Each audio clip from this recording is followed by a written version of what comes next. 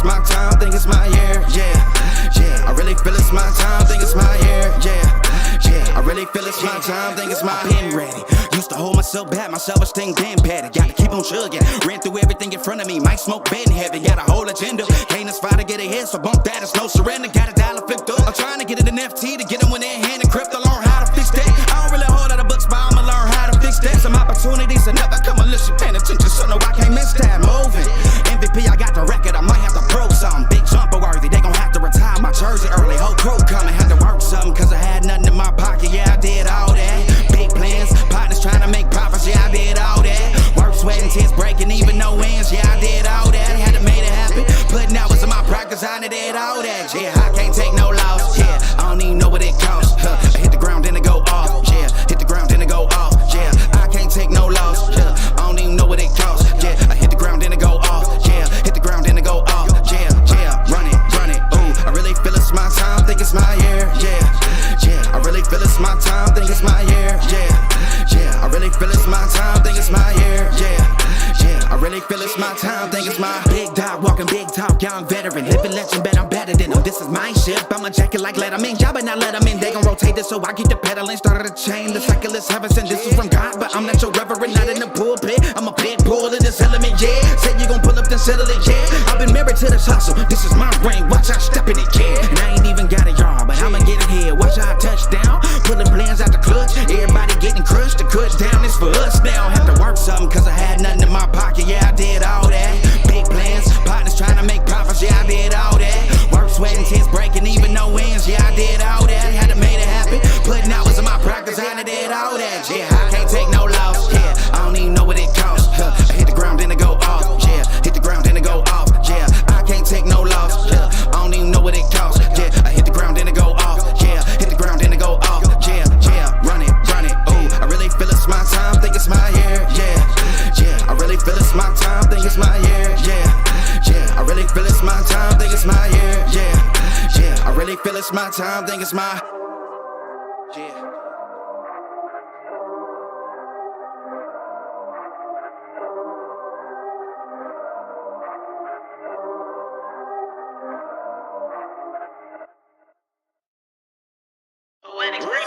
Run it, I can't take no loss, I don't even know what it costs, I hit the ground, then it go off, yeah, hit the ground, then it go off, yeah. I can't take no loss, I don't even know what it costs, yeah. I hit the ground, then it go off, yeah, hit the ground, then it go off, yeah. Run it, ooh, I really feel it's my time, think it's my year, yeah. I really feel it's my time, think it's my year, yeah. I really feel it's my time, think it's my year, yeah. I really feel it's my time, think it's my pen ready. Used to hold myself back, my self-esteem damn bad. Gotta keep on chugging, ran through everything in front of me. Might smoke bed in heaven, got a whole agenda. Can't aspire to get ahead, so bump that, it's no surrender. Got a dollar flipped up, I'm trying to get it in FT to get them when they're in hand and crypto. Learn how to fix that. I don't really hold out the books, but I'ma learn how to fix that. Some opportunities that never come unless you paying attention, so no, I can't miss that. Moving, MVP, I got the record, I might have to prove something. Big jumper worthy, they gon' have to retire my jersey early. Whole crew coming, had to work something, cause I had nothing in my pocket, yeah, I did all that. Big plans, partners trying to make profits, yeah, I did all that. Work, sweat, and tears breaking, even no wins, yeah, I did all that. Had to make it happen, putting hours in my practice, I did all that, yeah. I can't take no loss, yeah, I don't even know what it costs, I hit the ground, then it go off, yeah, hit the ground, then it go off, yeah. I can't take no loss, yeah, I don't even know what it costs, yeah. I hit the ground, then it go off, yeah, hit the ground, then it go off, yeah. Run it, ooh, I really feel it's my time, think it's my year, yeah. I really feel it's my time, think it's my year, yeah. I really feel it's my time, think it's my year, yeah. I really feel it's my time, think it's my big dog, walking big talk, young veteran, living legend, bet I'm better than them. This is my ship, I'ma jack it like Letterman, y'all better not let them in. They gon' rotate this, so I keep the pedaling, started a chain. The cycle is heaven sent, this is from God, but I'm not your reverend, not in the pulpit. I'm a big bull in this element, yeah. Said you gon' pull up, then settle it, yeah. I've been married to this hustle, this is my ring, watch out step in it, yeah. And I ain't even got a yard, but I'ma get it here. Watch out touchdown, pulling plans out the clutch. Everybody getting crushed, the cut down is for us now. Have to work something, cause I had nothing in my pocket, yeah, I did all that. Big plans, partners trying to make profits, yeah, I did all that. Work, sweat, and tears breaking, even no win. Welcome back to the Angry Man Podcast with Jason and Greg. He is Jason, the chosen one. I am Greg, a legend in my own mind. Man, let me go ahead and make this quick transition, Jay, so I can see everybody that's in the chat and give them some salutes, man. Shout out to Skills from New Orleans, B Megastar, Barbara D, Jakes. Who else we got? All Things. Salute. All right, man. So, Jay, first and foremost, I definitely want to give a shout out to the people that support the channel, Rock Dog Interactive. If you need anything relative to graphic design, website design, you name it, they do it. Rock Dog Interactive is the place to go. They support the channel, and make sure you go support them. Black Father Figures, that's the League of Legacy. That's our guy. Much love and respect for him. Some of the things that he's doing out there in the community in terms of just making sure that Black fathers get the level of recognition that they deserve is incredible as far as I'm concerned. He wrote a book as well. So much love and respect to him. I haven't had the opportunity to see him in a while. I think he's probably been busy, but shout out to him. And then, of course, Nadaj Vodka, www.nadajvodka.com. That is a Black-owned vodka company based out of Jacksonville, Florida. Incredible vodka. I use it with everything now, man. Kiwi flavor. I love it. I can drink it straight up, or I can mix it in mixed drinks. It's amazing, and it's one of the highest quality vodkas I've tasted. www.nadajvodka.com. Make sure you go check that out. All right, Jay. I told you that Riley. It's Riley. What's going on with you, man? Salute. I said I was gonna start off this show with a diatribe, and I'm gonna try to constrain myself. I gotta constrain myself. Jason, I can't stand hoe ass men. I don't like hoe ass men. I don't want hoe ass men around me. I don't comment or talk to hoe ass men. They're never in my presence. Let me define what I feel is a hoe ass man. A man that comes to the comment section calling other grown men names instead of arguing points that they have in regards to whether they agree with a video or they disagree with a video. I'm perfectly content and fine with anybody coming into our videos and disagreeing with us. We've seen people disagree with us in the comment section here. I have absolutely no issue with that. But I can't stand hoe ass men that come into the comment section and have no value. They add no value, but they come in and call names. I don't like name calling because that to me is reserved for 15-year-old girls, right? That's what they do in emotional outbursts, not grown men. So conduct yourself accordingly. I can't help because I make cogent points that you struggle to argue against. That doesn't mean you should resort to name calling. If you don't have an argument, STFU. That's what you do. But don't come in the comment section calling names, because from here on out, if I see you in the comment section calling me something other than my name, you out of here. That's it, bro. I don't do that. No. I'm not going to dress you like that. You're not going to dress me like that. So I would say 98% of people are respectful, but you got some of those yahoos that like to come into the comment section and make these comments. Dude, if you ain't intelligent enough to make an argument against mine, I understand. I am superior to you. Okay, Jay, that's your signal. That's your signal to reel me back. Reel me back. Anyway, I'm done with that point. Let's move on, Jay. So what do you want to talk about today? Oh, man. Well, since we talking, let's go ahead and get this out of the way about your boy Eddie Hearn. Fast Eddie talking about it's renewed interest in the fight between AJ and Wilder. I forget where it was at. He said it was supposed to be at, but yeah, you know how fast Eddie be talking both sides of his neck. I think it was in the Middle East. Middle East again. Yeah, I think it was somewhere in the Middle East. This time it was supposed to be. This time it's pushed back to February, March. Remember, this was be already happening. Remember, it's supposed to be a humongous heavyweight fights rather in the Middle East between AJ and Wilder and Usyk and Fury. Mm-hmm. Now all of a sudden he's always renewed interest in the AJ Wilder fight, but that's not till February, March. I'm just tired of it. I'm tired. I don't believe anything Eddie says. Honestly, I wait till it actually happens, because he's been doing nothing but capping for the longest, especially when it comes to AJ. You know, me and you been talking about AJ and Wilder since our channel really started. We've been wanting to see that fight since the get-go. We don't care if they got belts or not. we think it'd be one of the best fights in heavyweights that could happen right now in a long time. But yeah, my thoughts on Eddie Hearn and saying there's renewed interest. It's always going to be interest in the Wilder AJ fight. It's just is it going to happen or can it happen? I doubt it right now because I don't believe in Eddie. I don't believe in Eddie Hearns either. I don't know if we should spend a whole lot of time on this. Eddie has not been proven to be someone who's authentic. Now, we did use him as a conversational piece in regards to another topic that we'll discuss here today. I'm getting some feedback for whatever reason. I got to figure this out. But I don't believe what Eddie is saying. He's been talking about this fight, and they've been talking about Middle Eastern fights for I don't know how freaking long, right? Somebody has interest in Saudi Arabia or, Dubai. Man, I don't know what.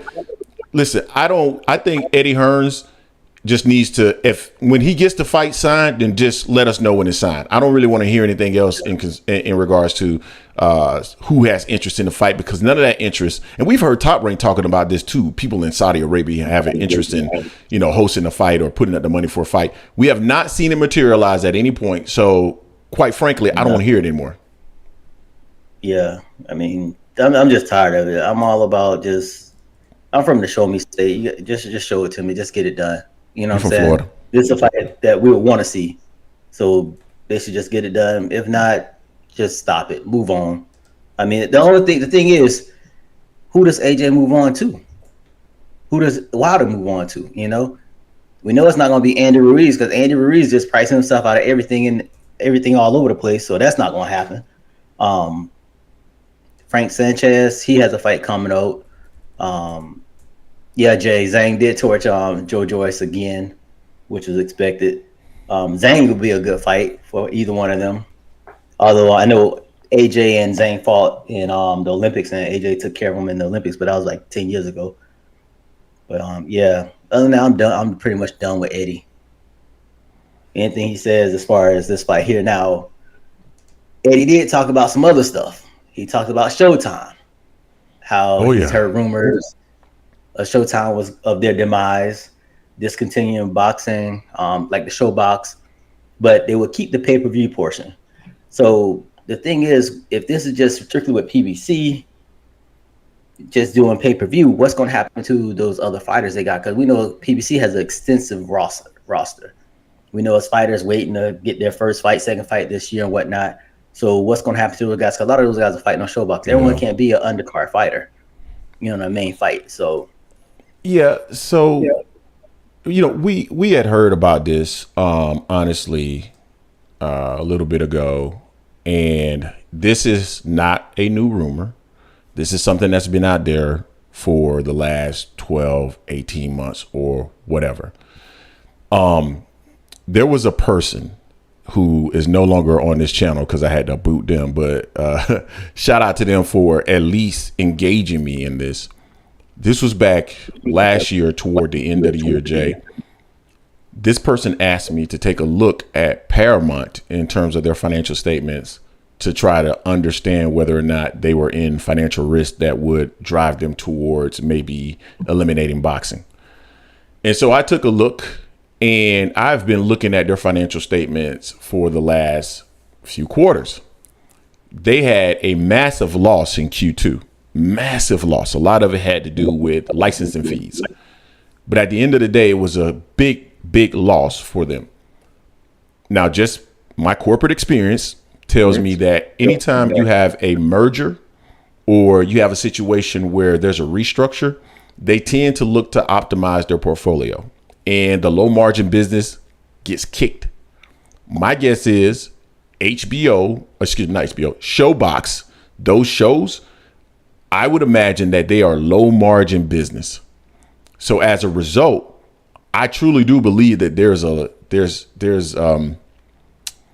where there's smoke, there's fire. And I would say that there's a high probability that there's some truth to this. Now, will it actually materialize? I don't know. But it makes sense to get rid of Showbox that is low margin and go to a 100% pay-per-view model, because at the end of the day, live sports is still valued across the United States in this streaming market, which Paramount is focused on their DTC, direct to consumer, which is their streaming business. They're trying to grow that and compete in that market because that's the direction that everything is going in. But even in that climate, live sports still has relevancy. So I think they want to still hold on to live sports, which boxing is, but they want to make sure that it's profitable. And I think they're going to go the pay-per-view route. That's just my belief. We've heard rumors. If you look at the financial statements, it would support that. My corporate background would tell me that is definitely feasible. So I don't know, man. We'll see. Now, a lot of people are going to get upset and, get mad that we're saying this. I don't know why. But if you decide to get mad, just make sure that you have a cogent point. Don't come in the comment section calling names because that's going to be an issue. But you hear people talking about, well, why did they sign Canelo Alvarez then? Bruh, Canelo Alvarez is a pay-per-view fighter. That's why. He should be financing himself in theory, right? So that still would make sense to me. And there's been other arguments that I've seen in the comment section about all the fights that they had this year. But those big fights were all pay-per-view fights that financed themselves. I think that they're going to get rid of Showbox. I think that's gone. That's my opinion. Maybe I'm wrong, but that's the way I see it. Tunnel vision, salute. Jay, what's your thoughts?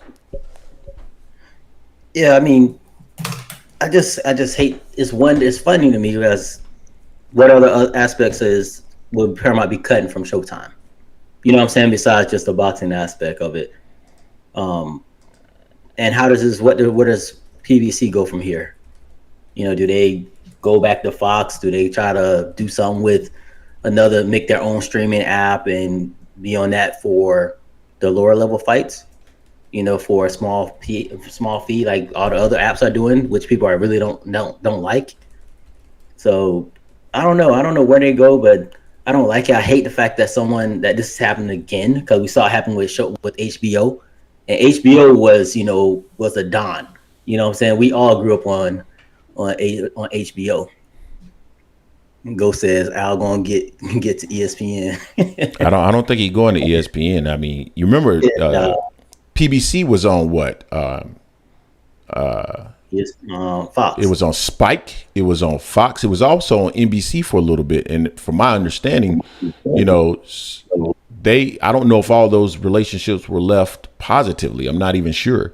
So I think there's a reason why they never went back down those avenues. So I'm not sure if that's an option. I mean, we'll see, man. I mean, Al Haym is a very smart guy. And if this is true, then I'm sure he's going to figure out something. But, where there's smoke, man, there's fire. But go ahead, Jay. My bad. I think I cut you off. And I was just trying to figure out, I was thinking about, basically I was doing what you're about to do, what you just did, was just naming who they've been with. They've been with Fox. They've been with Spike TV. Weren't they on, like, ABC or something like that, too? Or something like that before? They might have been. I don't remember them on ABC. I remember them on Fox, Showtime, Spike, and NBC. NBC. Okay, NBC. That's what it was. So, I mean, who knows? They might run it back and try to get back with one of them to keep them on regular TV, so they're there versus it all being on. Everything's on the app. All the zone fights. They're not pay-per-views. But you're still paying for something to part of that monthly subscription that you pay for their stuff. Same thing with ESPN Plus. ESPN, like the fight the other night, that was on ESPN Plus. So, yeah, Jay said the streaming services are in the red. So it's interesting. Unless they're I don't know what they're gonna do, man. Honestly, it's like, a lot of the streaming wars. Like, I've been doing research on this, man. There's a lot going on in that particular market. There's streaming wars. You got Disney Plus, you got Netflix, you got Hulu, you got Paramount. All of these guys are trying to play in this space, and it's survival of the fittest because that is the way that consumers like to consume their content now. But at the same time, sports is still a viable option. People like live sports. That's why I'm saying that Showtime will remain in boxing. I just don't think I don't think they're going to put up significant money for Showbox. I don't. It's a low margin business. I can tell it's a low margin business. So we'll see. Yeah, I mean, we'll see. I mean, it was a sad day when HBO went down, but I definitely don't want to see anyone I don't want to see a monopoly by one entity. I don't want ESPN to try to hold everything, because then we're not going to get a lot of the fights that we want to see as well. Why? The zone. You would think one entity would force those fights. I don't see. I mean, I don't think they got to have all the fighters though to force those fights. They got to have all the fighters. And that's the thing. These fighters may still try to put up some type of fight to go and be on something different. I wouldn't want to be pigeonholed to something only one thing. Kind of like UFC. UFC is just pretty much, when you think about MMA, you think about UFC first, not the one that was on Showtime. So what was that called? Strike Force? I don't even know what that was called. They had a Strike Force, and they had damn, it's on the tip of my tongue. You don't know. Just move on. You don't know. I'm old, man. I'm old. I know. That's why Jason Williams calls you Alzheimer's. I almost told you something just then, but I'm. Why would you tell me that? I didn't say that. Jason Williams said that. I didn't say that. I'll tell you. You repeated it. So what? That's what they call you. You repeated. Pride, Elite. Like right now, I know there's one that's on the app called One Championship, and they do a lot of different type of mixed MMA. They do roaming, the Greco-Roman, and a whole bunch of different stuff. And they have some good fighters on that in that particular style, because they have different types of combat sports on it, all in one broadcast. You'll see, you see Muay Thai, you see karate, you see wrestling, clinching and stuff like that. So I don't know if that's the route they're going to be going with. If PBC is going to try to do that on their own, or they're going to try to merge with someone or take over someone. But I definitely would rather have. I think I'd rather have multiple platforms than just have Bellator. That's what it was. Thank you, Michael Lawrence. That's what it was. Bellator that they had on Showtime. So, but Thank you for saving them, Michael. Where you want to go?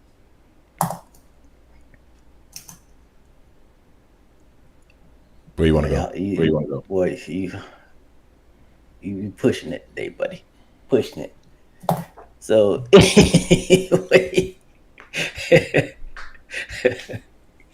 anyway, next on the tab. So, one of my favorite fighters, Tank, but he's not being called out by a lot of the other fighters. What's the reason for that? What's your thoughts on that? Why we're not really hearing the other fighters call out Tank, such as Shakur, such as a Devin, a Frank Martin? The only person that's really calling out Tank is Isak Cruz, and that's because he wants another payday. This is a mystery to me, man. A conundrum, if you will. I don't understand why you have a fighter that is in and around your weight class, who is the biggest fighter in the sport now, arguably, in Tank Davis, and you don't see more call-outs. And people talking about, oh, Devin and Shakur, they've called out Tank. Not really. Shakur has mentioned Tank's name. He said that that's going to be the biggest fight. He said that there's no way that he can take a deal or an offer to Tank. Tank got to bring the offer to him because Tank is so much bigger in the sport. All that. Yeah, he said all that. But, dude, most fighters, the A side, they will eventually offer you something. But most times you will hear, like, give an example. When Mayweather was at 147, you heard all those dudes calling him out, trying to get the opportunity to get in the ring with him, because that was going to be their biggest payday by far. Why don't you see the same energy from those guys around Gervonta Davis? Because everybody keeps talking about Tank don't get in the ring and fight the best competition. He's already stated that he wants to fight Devin Haney and Shakur Stevenson. So that's known. But these guys don't seem to be all that anxious to get into the ring with him either. So that's the part where I'm like, I don't get it. Like, why aren't they getting at Tank like they're getting at each other? Doesn't really make sense to me, specifically if they want to get their biggest and best payday. Now, does Shakur Stevenson make sense today? Probably not. Name's not big enough to really make it something that's worth Tank. Wow. Is Devin big enough today? I mean, arguably, maybe. I don't know. So those fights probably won't take place for another 18 months at least. I get that part of it, but you would think that these guys would be trying to build themselves and calling out Gervonta Davis, trying to build some level of anticipation in order to make that fight happen. And right now, I don't see it, bro. Like, what's your thoughts on that? Yeah, I mean, I know Shakur kind of addressed it, talking about he can't call the shots on Tank. Tank calls all the shots, kind of basically like Canelo does. So he's like, he can't offer him anything, so it's up to Tank to offer him. But I was like, I get that part, but if I'm Shakur, I'm going. I mean, I'm pushing hard for that guy. You know, I'm pushing hard for Tank, especially since Tank's the cash cow right now. For one, you want to get the biggest payday on that. You know, you don't need a belt because obviously a real belt don't make Tank. Tank has already made himself established already. We see what Tank has done, although it hasn't been against the most elite competition, but we see what he's done. We can see from the eye test the way he's beating people in multiple ways, and we definitely see, regardless of the competition, he's knocked people out. He has power. He has equalized the others. A lot of the other fighters at 135 do not have. So one person that did say, someone said, they said once you fight Tank, if you lose, where do you go? I mean, you can still be fine if you lost the Tank. For one, you won't have the biggest payday. Two, you have that on your resume, and then you can try to fight other fighters at 135 to try to get a belt. So let me clarify something, because I feel like I really do feel like they just make assumptions in terms of stuff that we say. So let's make sure that we are clarifying what it is that we're saying. It's a mystery to me why they're not calling them out. I do not believe that Devin or Shakur are scared of Tank. And I don't believe Tank is scared of them. It's just odd to me that you have a fighter in your weight class that is the biggest name in the sport. We've seen people that have fighters that are in different weight classes that they're calling out or they're willing to fight, right? You know what I mean? Sometimes it's people that are in a higher weight class looking down to fight a guy that's at 135, hoping he'll come up to welterweight. But I digress. People are always talking about fighting the next biggest star or the biggest star in and around their weight class. That's usually what you see happen. And for whatever reason, it's not happening in this particular situation. And it's strange to me that it's not. That's the thing.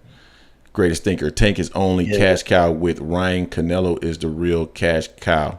Well, we'll find out this week, because it's fight week. Right now, they're the top two. So if you want to have Tank number one or Canelo number one, it doesn't matter. They're still top two. So it doesn't matter on that. You know my thoughts on Canelo. I don't think this. Man, I want to choose my words carefully. I don't think this fight is going to do well. Now, maybe I'm missing something. This is my personal belief. And it's not just my personal belief. I always base my statements off of facts or numbers that support my argument. But based off of the data that we have access to, this fight ain't getting that much attention. I'm not seeing folks just like clamoring for Canelo Alvarez and Jermell Charlo. So it'll be interesting if he is still the quote unquote cash cow after September 30th. I have a feeling that fight ain't going to do that well.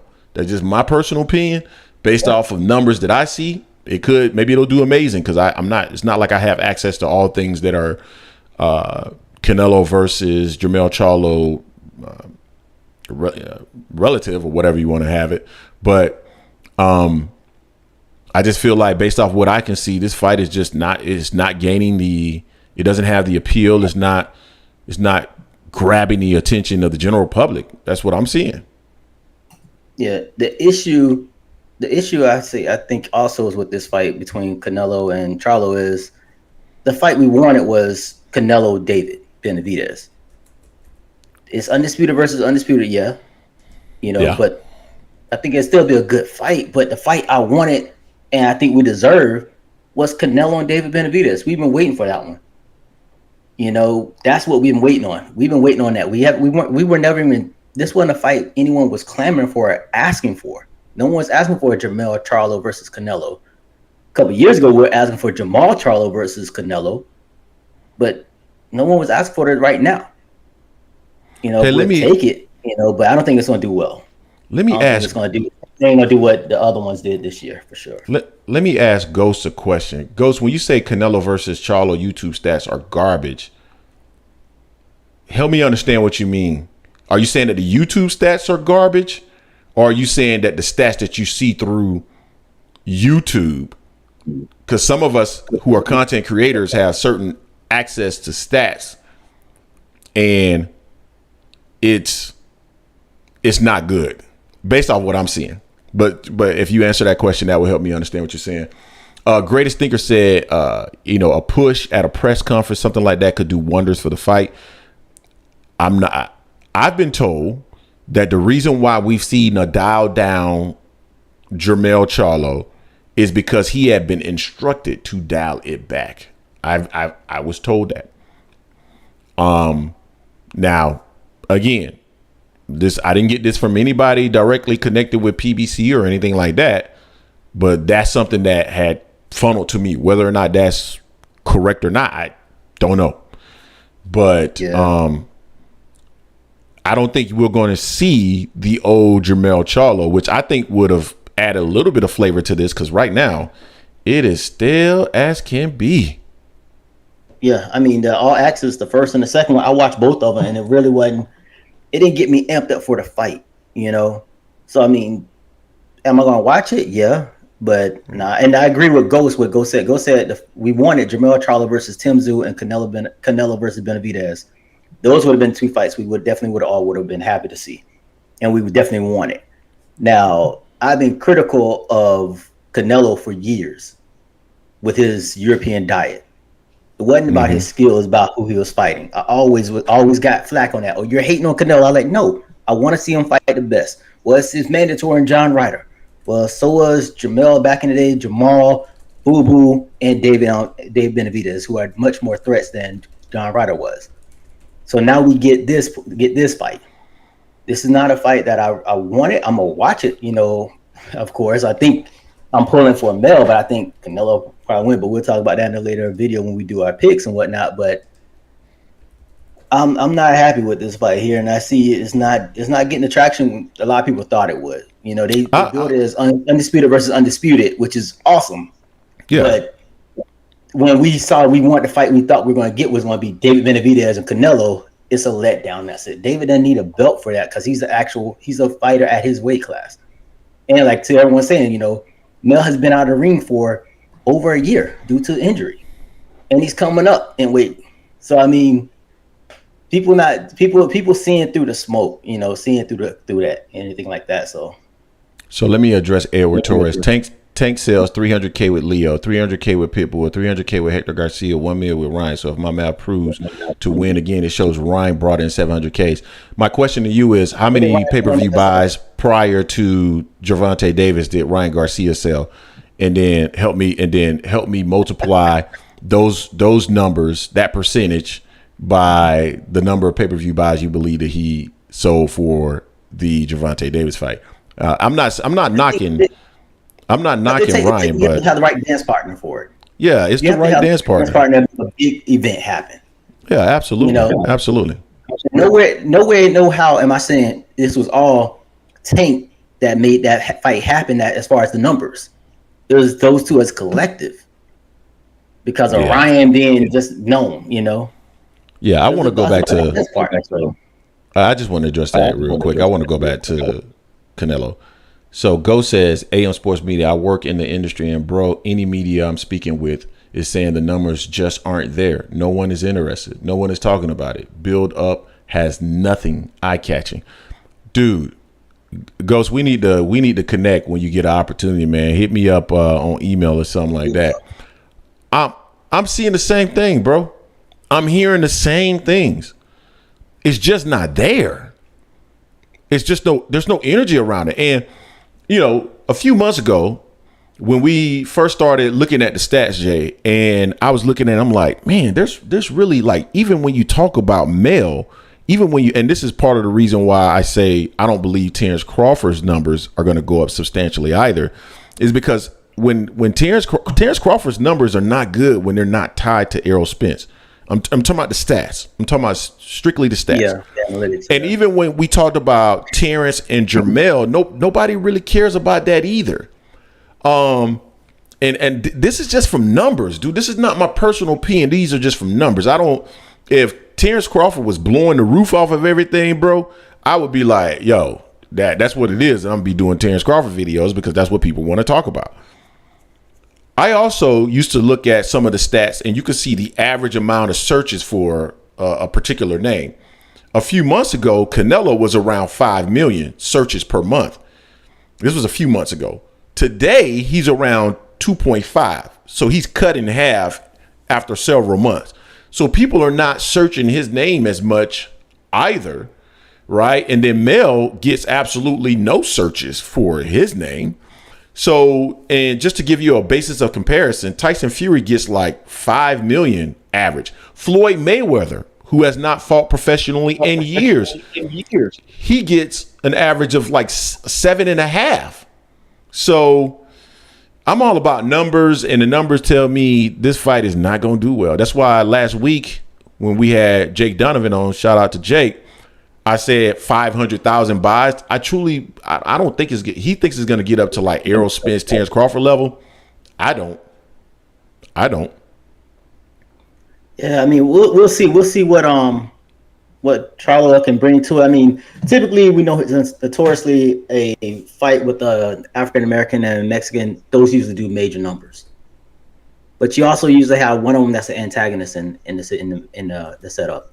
In this case here, we're not getting that, so it's making it harder for that drama to really be there. Plus, most people don't think Mel will win this fight or has a chance at winning this fight. A lot of people don't. I mean, when we did I said it was like what 60-40 or 55-45 Canelo winning either by UD or knockout.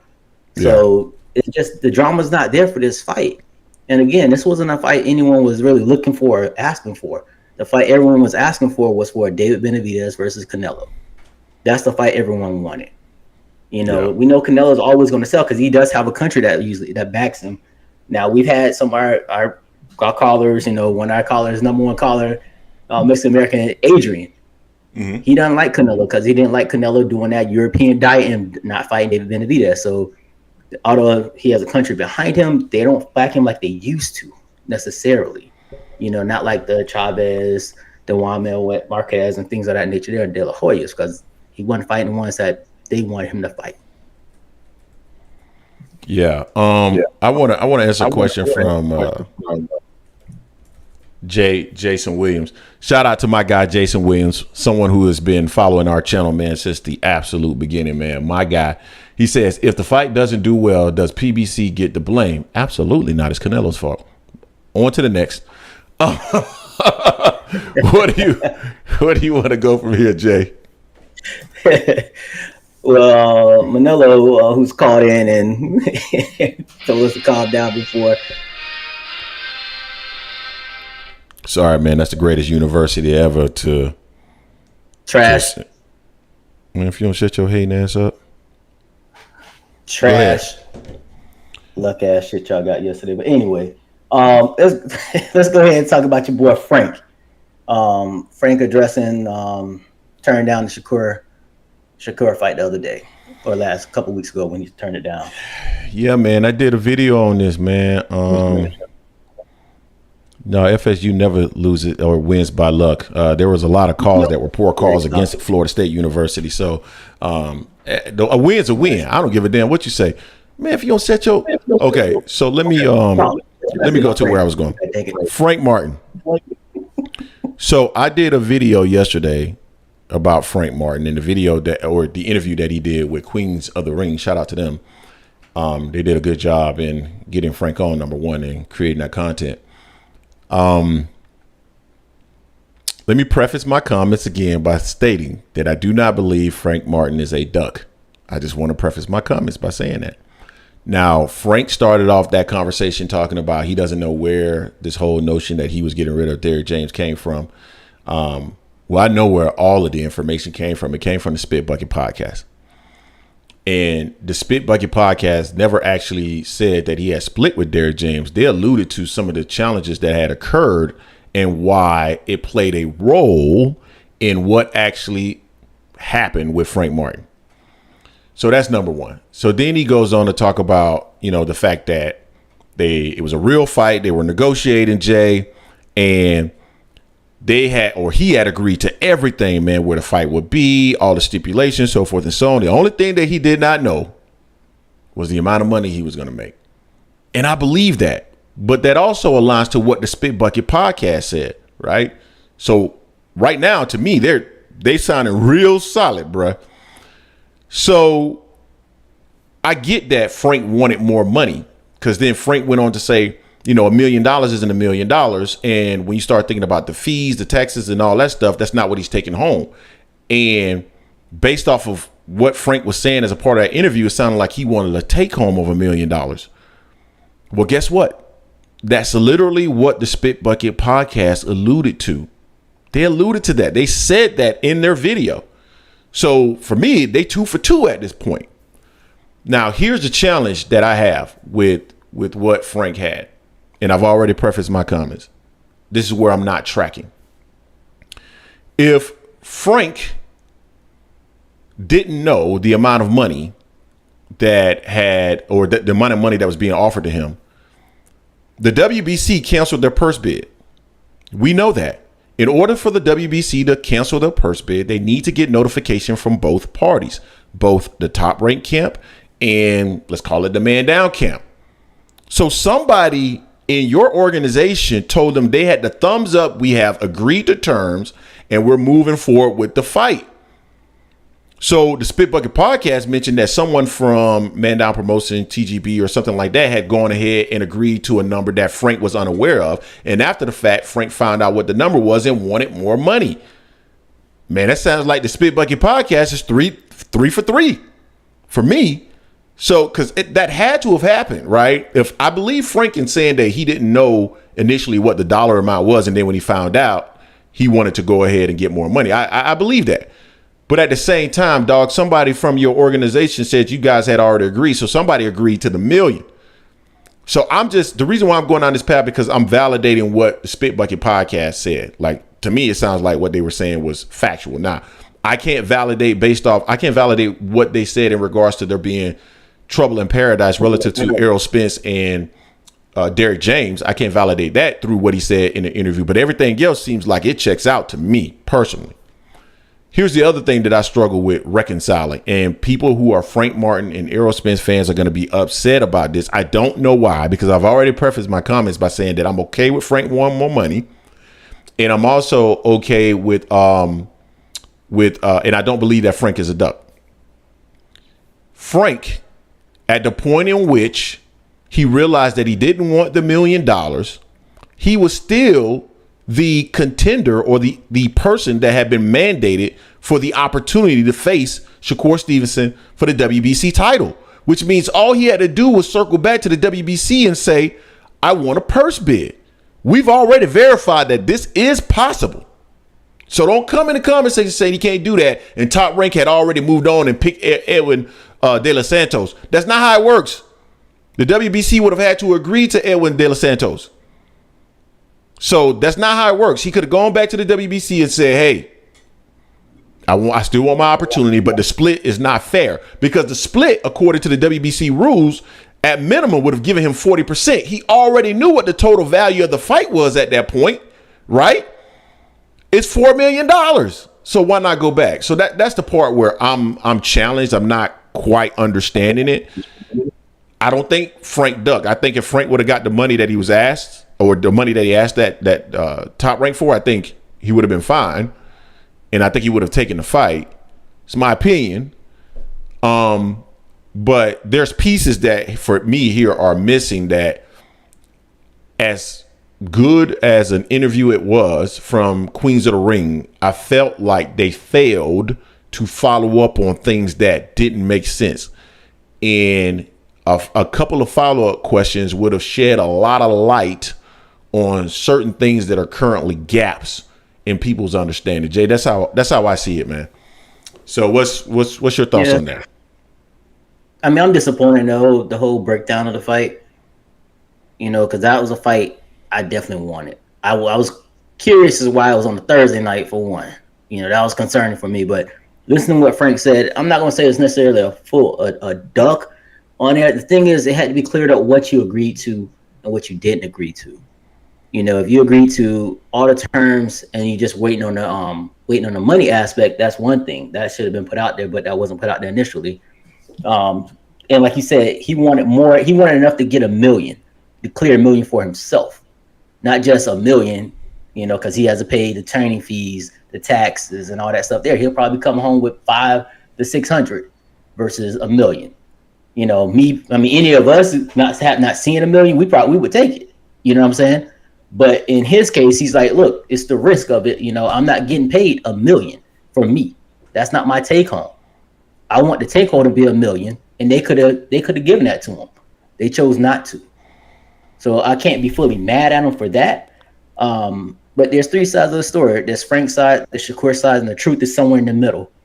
So I think both are telling some bits and pieces of the truth that's going to make themselves look well, and they're skipping out on the part that's going to make them look bad, which is the full truth to give us everything. Now what's next for Frank is the question. People are going to be looking at Frank funny if he doesn't get another fight that gives him money to kind of substantiate why he didn't take that fight with Shakur. He could have still got a ton of money for that fight there. And if he doesn't get the same amount for this next fight, it's going to look bad. Although the risk will definitely not be there. So I want to address something that Jay is saying in the chat, because I've heard this argument too. 4 times what he's made in any other fight. I understand that. But at the same time, Jay, this is where, and Jason, you just mentioned this, when you bring 2 fighters together, you have the right dance partner, you can do great things. And if the fight in total is worth $4 million, according to Top Rank, and we know PBC would have bid on it as well, a 60-40 split would suggest that he should get 1.6 million, not $1 million. And I could even see maybe it going to like 65-35 or something like that. But at the end of the day, just my opinion, from what I'm seeing, Frank must have brought something to the table if they're willing to pay him 4 times that amount. And if you're just looking at the total pool of money and you're telling me a fight is worth $4 million, then you're telling me that the man should get 25% of that. Nah, I don't think so. I think the split should have been more equitable. Now, should he get a 50-50? No. I would have been fine with a 65-35. But I think there's a valid point there from Frank that if the total value of the fight is $4 million, my split should be a little bit more than $1 million. I don't have a problem with that. Yeah, I don't either. I mean, you're fighting for a vacant belt on there, and you've given pretty much concession to everything else. The only thing you want to make sure that you have a take home of $1 million, not just a fight purse of $1 million. You want to take home of $1 million. And I don't think Shakur did it. I don't think Shakur did anything wrong in this particular situation either. Like people talking about, Shakur lowball and stuff like that. I mean, you're gonna try to get the best freaking deal you can. For yourself. I think. Yeah, I think they should have probably came back and negotiated and gone ahead and just said, hey man, throw Frank another 300 and move on. Say, hey man, Frank, I don't think you worth 1.6. I give you 1.3 and move on. And I think Frank probably grabs on to that. So that's just my personal opinion, man. It's hard to really know. But to your point, Jay, you got Frank's side, you got Shakur's side, and then you got the truth. And I would say if anybody's leaving more out, it's probably more so on Frank's side, because honestly, everything that Shakur has basically said has been valid, other than he wanted 50-50. Because Frank has already said he didn't want 50-50, and we know Shakur don't mind dropping messages and tweets and all that stuff. So if somebody did inbox him and ask for 50-50, I would think he would drop that on Twitter. So I don't know if that part's true, but everything else is pretty much checked out from Shakur, in my opinion. Yeah. Jay. Yeah. I mean, go ahead. I mean, right now it's crazy. It's just funny how, the way these things are breaking down when the A side is clearly sometimes they're trying to do stuff all strictly for themselves, which they should definitely look out for themselves. But if they really want to make the fight as well, they should also say that they should take some concessions to make the fight happen. Because giving Frank $1 million to take home is not going to kill that deal for Shakur. You know what I'm saying? It's not going to kill him to take a little bit less than that, especially if you think that you can just handle Frank so easily and get that vacant title. I guess everyone can't be a man of their word like Earl Spence Jr. I see Jay made a good comment in terms of Frank wouldn't have the same cachet if he wasn't tied to Errol Spence, which is true, but he is tied to Errol Spence. So, I mean, at the end of the day, people want to see the fight. So, and somebody said, what has Frank done?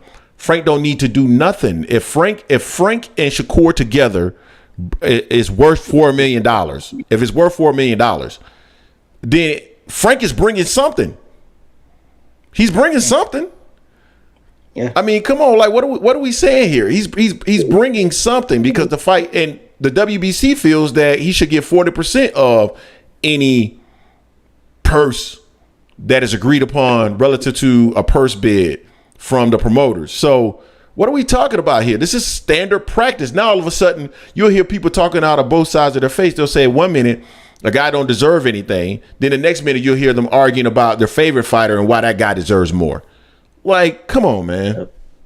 Come on. The thing is, nowadays, everyone thinks there's 1 or 3 people that they can call the shots. They think they're Floyd Mayweather, which no one is. They think they're Canelo. And the only other person that can demand anything they want based on what they've sold is Tank. Those 3 people can pretty much set the tone on what they want. The others, they need to fall back. You know, I mean, it's just crazy with that, man. But I mean, where Shakur is bothering me with just the way he was just going all out the way to call that man out his name and everything. It's ridiculous. I'm with Frank. You know, you shouldn't address another grown man like that at all. Not only that, Shakur, he's definitely. I agree with someone else. They say he feels he's entitled. You know, at 135, let's be honest, Shakur hasn't done nothing at 135. He's had 1 fight at 135. Frank has fought the stiffer competition at 135.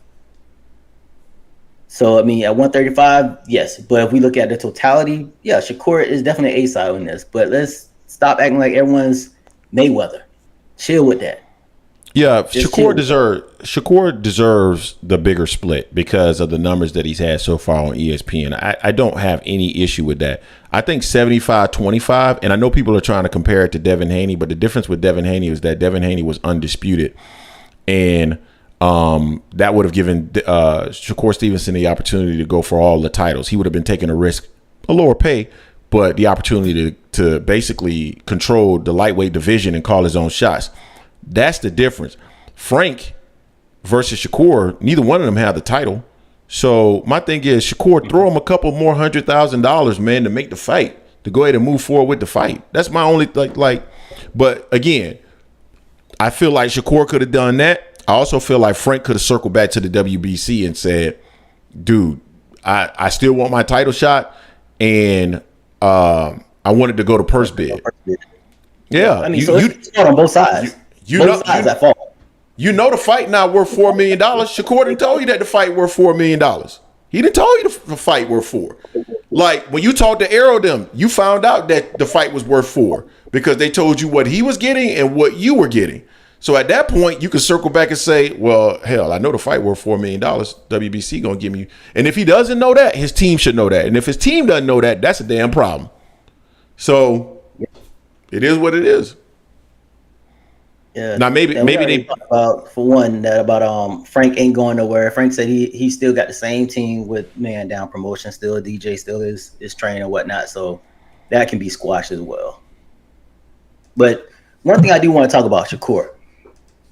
The thing with Shakur, he has all the talent in the world. He can definitely be one of the next up in there. But him calling out Frank and all this here and didn't have the same energy for Loma.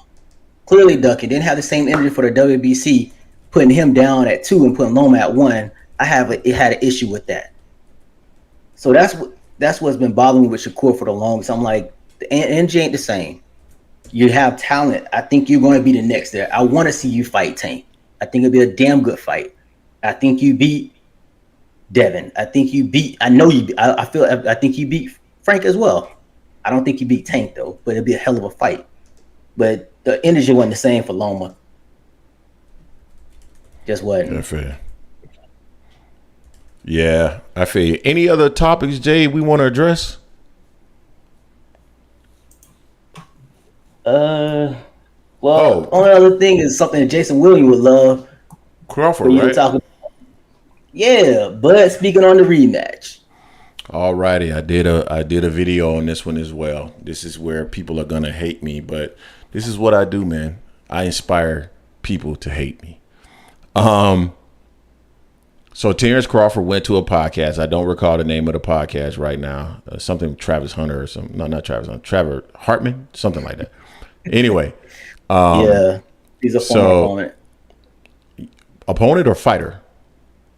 He's a former opponent of but early on they fought like 4 rounds. It was a 4-round fight. 6-round fight. They went to a decision. Okay, so like most of his other people on his resume. I digress. So he talked a little bit about the contract clause, and he mentioned that both fighters had to give a verbal notification to each other that they could no longer make 147 pounds, and therefore the fight would be moved to 154. Neither he or Errol Spence actually gave written notification, and therefore by default the fight is at 147. Here's what doesn't make sense to me. Number one, Terence Crawford said that he also has difficulties making 147 pounds. So if he had the option to just simply notify Errol Spence that he wanted to move up to 154, he could have. Why didn't he?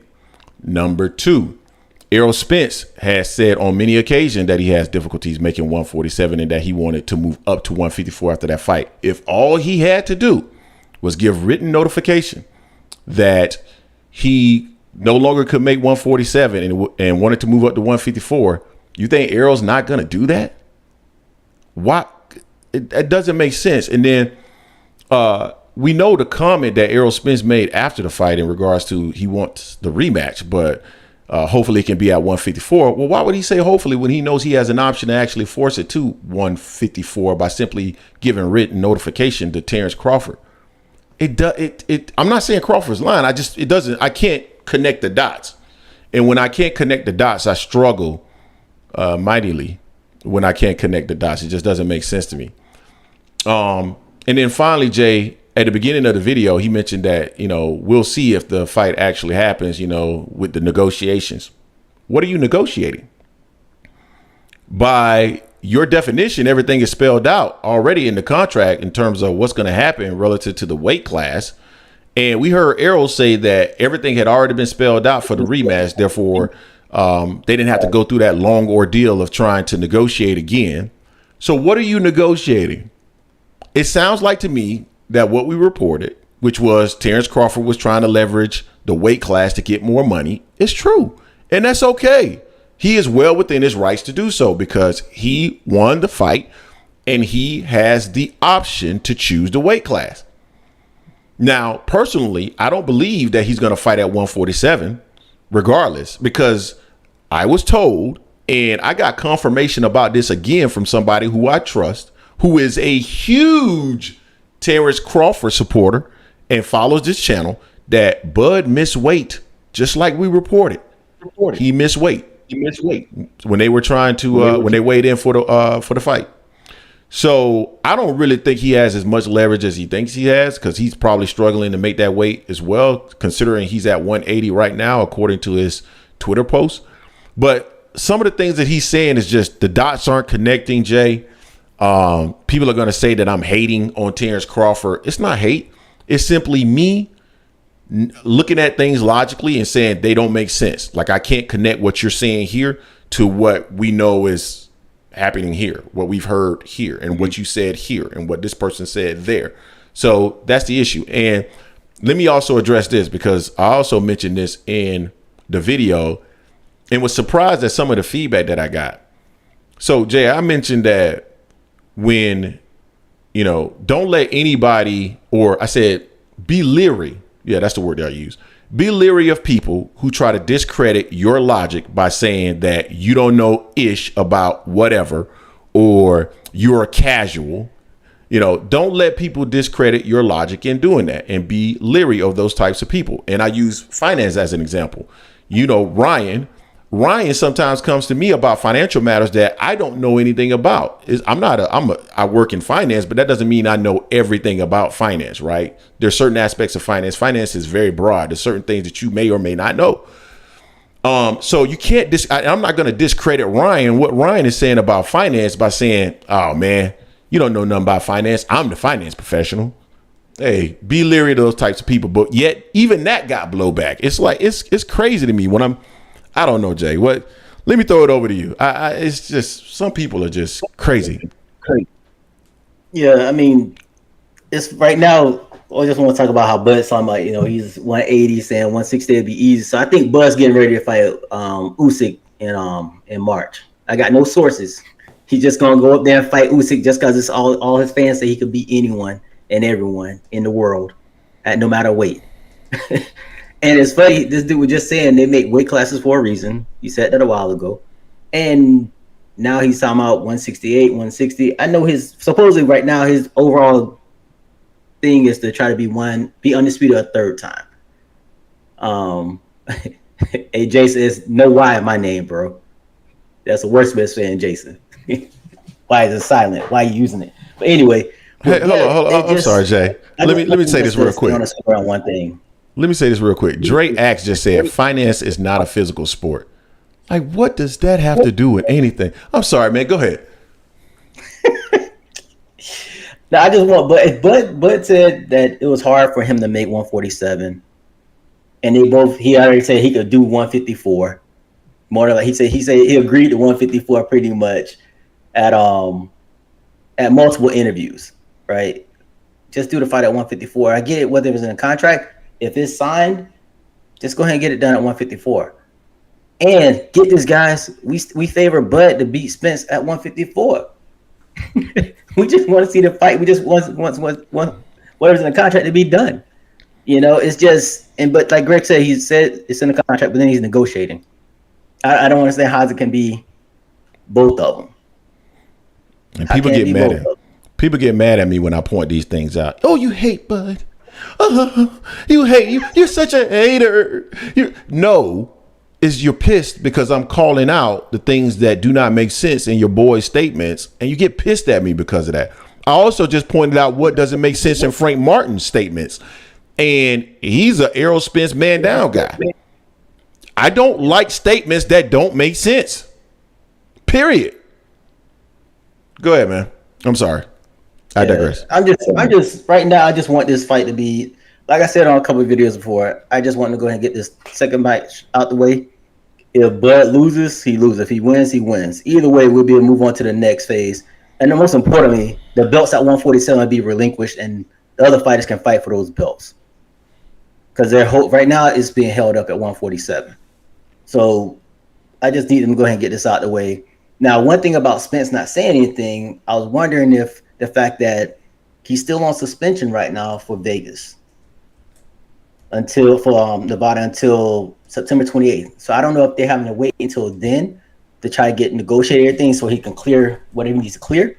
But that could be something that's holding things up. But I don't know. I don't have any intel on that. But I'm just thinking that could be something that could be holding it up. So. Yeah.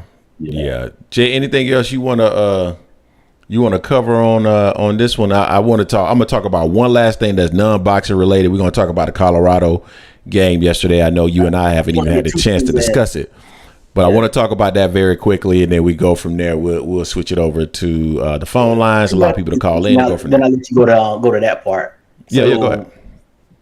There's a big fight Well, I don't know if it's a big fight. But it was a fight last night, yesterday afternoon between Zhang and Joe Joyce. Yeah. Joe Joyce got put down again in the fetal position. He lost again. So that's the end of that. So now we're trying to see out what's Zhang going to do next. He called out Fury. Fury ain't gonna fight him. Fury just about making sideshow fights to make money right now. So I think they need to go ahead and strip Fury the WBC belt so the other fighters can fight for it, because he's not about that action. And also the other fight was at two other fights. So Conor Ben returned to the ring. He fought a UD at 154 against a tough Mexican. Mexican was taking, I forget to do his name. He was taking a lot of shots, but he couldn't get him up out of there. And then Hitchison. I know I mispronounced his name. He fought. He won at 140. He fought at 140. He handled his business in a UD. It was a lackluster performance. He won virtually every round that I remember seeing, but I fell asleep watching. I usually don't fall asleep watching boxing, but I fell asleep on that one. He's a player at 140, so we'll see what happens next with him. I know you didn't see either of those fights. No, I didn't, man. busy. I saw the Joy Joyce. I saw him get dropped. I did see that part. I wasn't surprised that he lost. Richard Hitchens. I didn't see his fight either. But all good. I'll definitely check him out before the end of the week. Real quick, we got 115 people in the building, 47 likes. Guys, if you get the opportunity, please hit the like button to help people find this content. So go ahead and smash that like button. If you're new here, this is the Angry Man Podcast and Sports Media. We are always covering boxing content, and we've dibbled and dabbled in some other content that we'll talk about here in a few minutes. But fight breakdowns, I don't think we're going to do any more documentaries, guys. We've had some challenges with doing documentaries and our videos getting flagged for virtually no reason. The truth behind Errol Spence versus Terence Crawford got flagged for including clips from the actual fight from July 29th. The only issue with that was that we did the truth behind Errol Spence versus Terence Crawford at the beginning of the year, and the fight happened on July 29th. So it is impossible for us to have included that video in our documentary, yet we got flagged for it. So I don't know if I'm doing any more documentaries, bro. That's becoming more of a headache than what it's worth. All right, Jay. Anything else before we just tap into this one non-boxing topic, and then we'll go from there? Nah, that was it.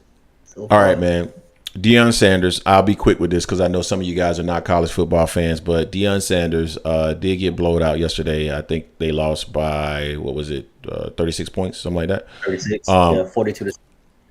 Yeah, and so knew this was coming. I think anybody that actually follows college football could see that this was coming for Deion Sanders. I think Dan Lanning was trying to send a message from the establishment.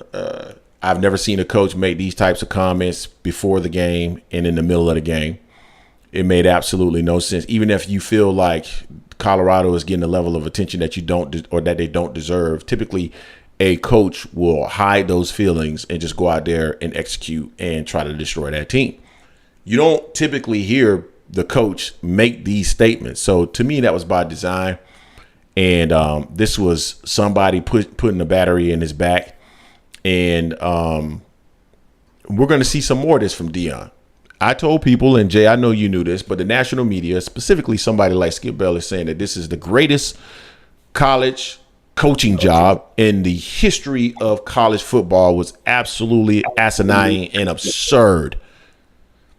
Deion and Colorado, they beat TCU. TCU was not a great team. I don't care what they went to last year. They lost their offensive coordinator and several of their players. And Nebraska and Colorado State were trash. We knew this, and we have been circling on the calendar Oregon and USC. They're going to take a beating next weekend as well. Now, I don't say this to say that Deion Sanders, because some people take these comments as I don't like Deion or they're anti-Deion. I'm not anti-Deion. I'm just a realist. And Deion is not in a position to be dominant or even really win games, a lot of games this year. There's some more L's coming, bruh. A few more L's coming. And next week they're going to lose to Utah. There's some other L's that they can catch on their schedule this year. So bottom line is this: Deion needs time. It'll probably be year 3 when he gets to a point where he has the level of player in the trenches that will allow him to be successful. And all this stuff about Travis Hunter, they didn't have Travis Hunter, and that's why they didn't win. What do you expect when you don't have the best player? Dude, Travis Hunter, the issue was in the trenches. So unless he can block 280, 300-pound defensive linemen, it doesn't matter. That result was going to be that result, period. Travis Hunter would not have made a difference. And it's clear when people say that they didn't look at Travis Hunter at Jackson State and in the first few games. I mean, I think a lot of people are just coming over to college football now just because, I don't know, Deion is bringing the attention, which is good, but it is what it is. Jay, what's your thoughts on that? I mean, I knew they were going to lose this game. They were 20-point underdogs. They were 20-point favorites against Colorado State, and they won that in overtime. This team was 1-11 last year, 86 new players this year. You have to build chemistry. You have to build a whole new culture. That doesn't happen overnight. That's why I'm always a firm believer when it comes to college football. You need to have those coaches have at least 3 years to get their recruits in. You got you got to get your starters. Then you got to build depth on that. So it takes a lot to get that. It's not going to happen overnight. It does help that they have the transfer portal available to them now, but it's crazy for people to actually think that. It's like, for me, Oregon are puffing out their chest, acting like they just beat Georgia, Bama, Texas, but they beat Colorado. They beat Colorado right now. Yeah, Colorado had a name as far as like pub. No one in their right mind would have picked Colorado to beat them right now. Beat them last night. So I mean, they went from 1-11 last year, and they have 3 wins right now. They're 3-1. I'm okay with that. I think it's successful right now. It takes time to change a team. It takes time to change a culture. That doesn't happen overnight. And Travis Hunter, I think Travis Hunter would have helped them a little bit as far as making Oregon think about different things, aspects, and him being a possible to slow or shut down one of those receivers. But they have 3 other receivers they can go to. Bo Nix was balling last night. Bo Nix would just check down from not receiver, went to another one that would have been open. So something would have happened either way. I just don't like the fact that they're acting like they beat the world champs or defending champions, and they didn't. They beat the team they were supposed to beat. That's what they were supposed to do. No ifs, ands, or buts about. Nothing else. If Colorado had made this game within 7 points, that would have been a real good showing for Colorado and a bad thing for Oregon. I would have been surprised. But anyway, yeah, I mean, we covered that. They're going to get blown out again next against USC.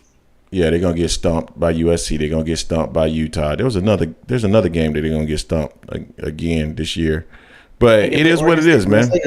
Yeah, Oregon State going to stump them. And Washington State and Washington. So if they got Washington State going to get them. That's the one. Washington State going to get them too. So got some squads this year. They got Washington with Penix at quarterback. Then Washington State out there and balling. Oregon State just lost last night, but they still got a squad. Utah's playing real good. So it's not like they got an easy schedule right now. It's based on where those teams have been playing. Yeah, they taking some L's this year, and it's all good, man. So yeah, let's go ahead. They're not gonna be Utah anyway. So let's go ahead and move on, man. I'm gonna go ahead and open up the phone line so people can call in and get they swerve on. Huh? Jake said not do hockey. I ain't gonna do hockey. That's out of my scope, man. No, hockey ain't my thing. We know college football, NBA, and boxing, and Jason knows track, but I don't really follow track like that. And we know it in, I wouldn't say it's not at an expert level or anything like that. I would say it's pretty high though. It's pretty high for sure. You are on the Angry Man podcast with Jason and Greg, and first and foremost, I gotta greet you with this: Go Noles! I almost started singing this song, but I don't want to hurt Jay over there. What's going on with you, Walt? Oh boy, hit that field goal last night. Jay, I'm about to get you real quick on something you said earlier about Shakur, but I just want to say this about football, guys. The reason why the establishment is mad at Deion, it's not about this year. Go on 3 Sports and watch. He's flipped 2 offensive linemen that were going to go to Oregon next year, and he's flipped them already. It's like, and he might flip a dude from Florida State, Greg. So watch out for that. Just 5-side defensive end. They see what's coming there, and they know they can't recruit like him. Exactly. So this year they were only projected to win 2 games. They might win 5, maybe 6, and get in a bowl game. But next year is what they're all mad about. So you are going to hear more stuff. I've said that they are. I said that in the comment section. Somebody told me that the coaches are mad about the fame and the chains and I'm like, no. They're mad because he is leveraging his popularity to have an advantage in college football through recruiting. Lincoln Riley even said, because I watch all them college stuff. You know me, I'm an FSU. I watch all the stuff because we just got the #1 corner coming in next year. I watch all that stuff. And all them prognosticators, even the dude Lincoln, the dude who was hating on him earlier, knows the people that they're pulling next year. You know, they just got the best quarterback in 225. He's already signed. Brother from Philadelphia. It's like, I mean, for Pennsylvania, they're scared what he could build up there. I agree. But Jay, you said this earlier, and understand what I'm saying. If you think about what I'm saying, you said, how come Shakur doesn't show the same energy for Loma? He can't.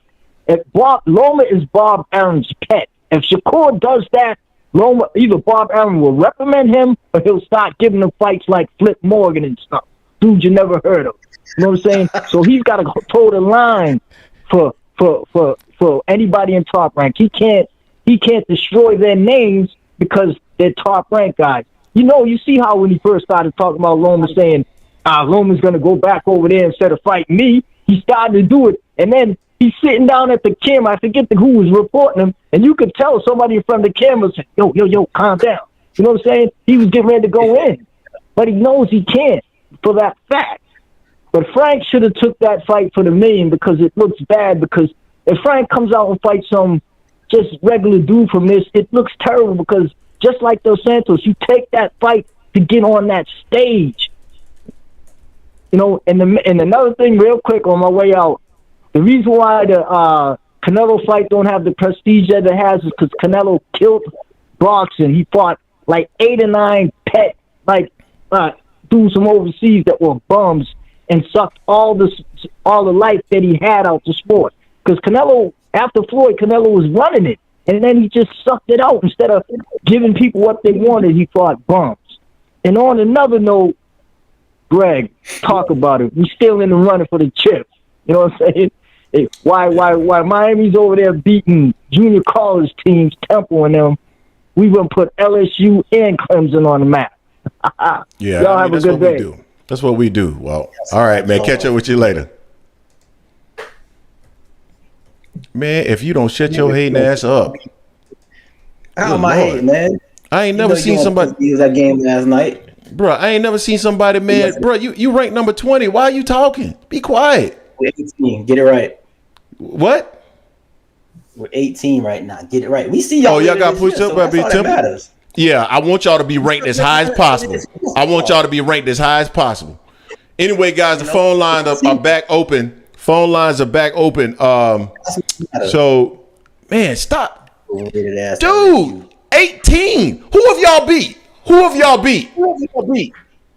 Texas A&M. Exactly. One team, and they garbage. How many ranked teams did y'all beat this year? Let's see.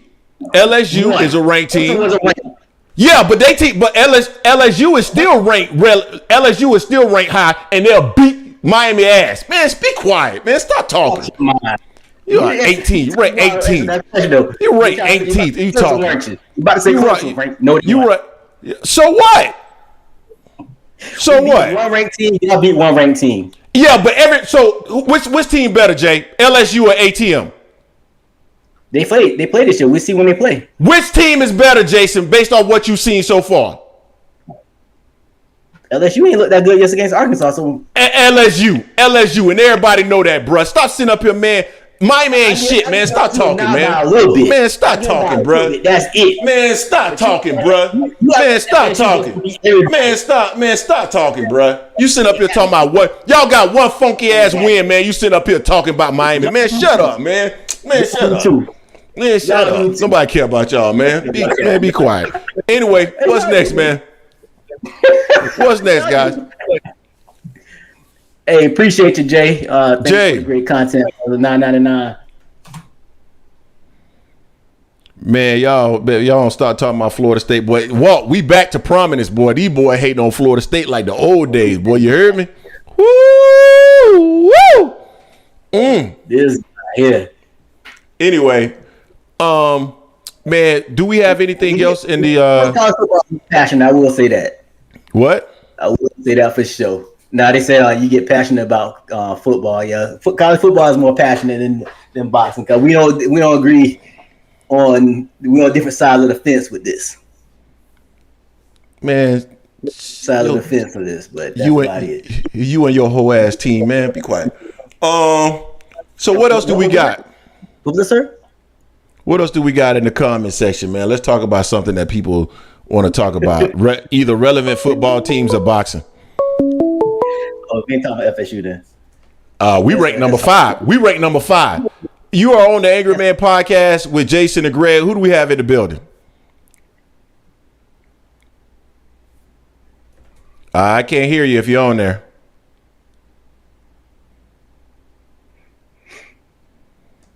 Something's wonky here. Hold up, Jay. New Orleans lost today. They lost after having that lead. Hello? Man, I don't know what the hell going on here, man. I can't hear nobody.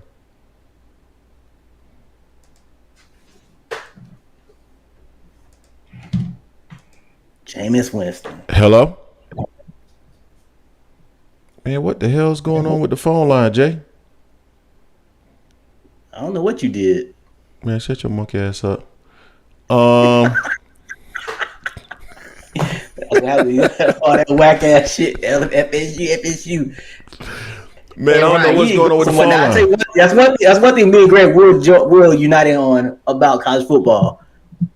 Oh, Ryan talking about both UM and FSU garbage. Ryan, shut up.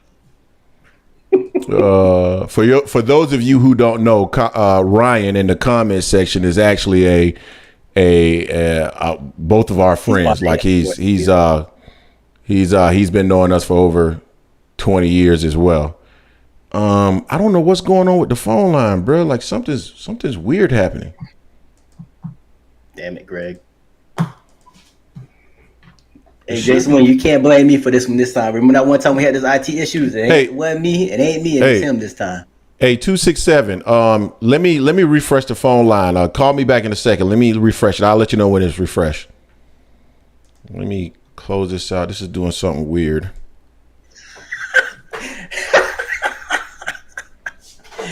Hey, they call you on. They call me what? Hey, you just are cool when it comes to college football, man. Man, if you don't shut your hating ass. So, Jay, you heard that, right? Did you hear that? Yeah, I heard that. All right, hey, 267, try to call back in. Hey, John Mack, that's low, man. That's uncalled for. But you right though. You right. So I hear it ringing. 267, can you hear me? Yeah, can you hear me? Yeah, I can hear you now, man. We refreshed the phone line. What's going on? What's up, guys? What's up? It's Manolo from Philly. What's going on? Oh, Manolo. I see you in the comment section. What's going on with you, bro? Because we talking about college football. So.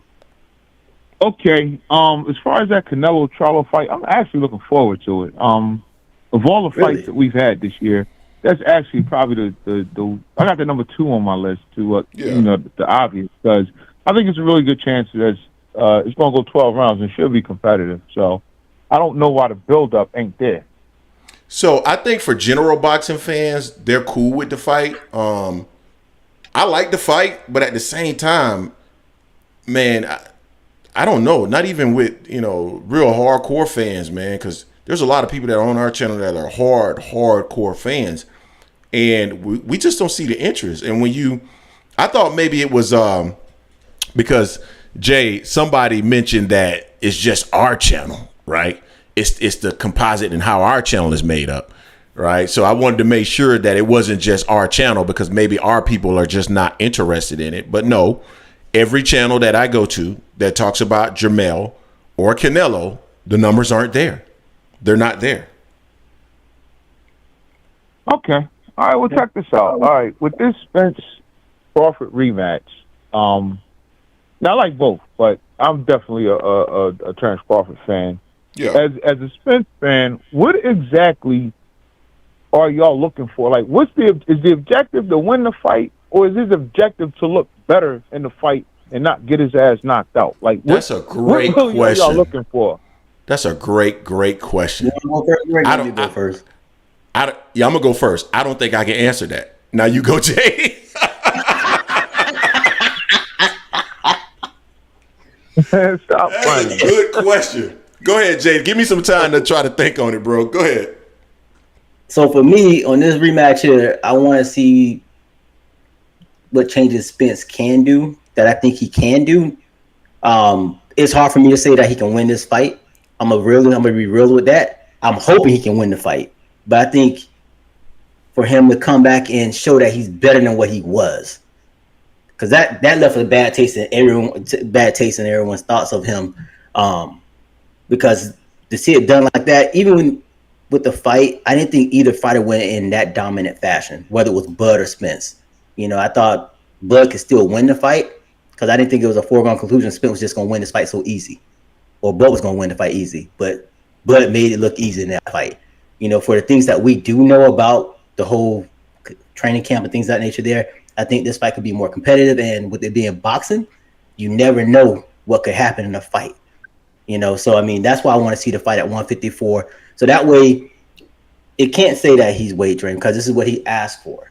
He's asked for 154 because he said 147 was his issue in making that weight, and things that we know about that happened in the camp that didn't help him out at all. Do I think Bud's the better technical fighter now? Yeah, definitely. After that, but it was just a simple stuff because the fight with Bud and Spence, Bud didn't really do anything.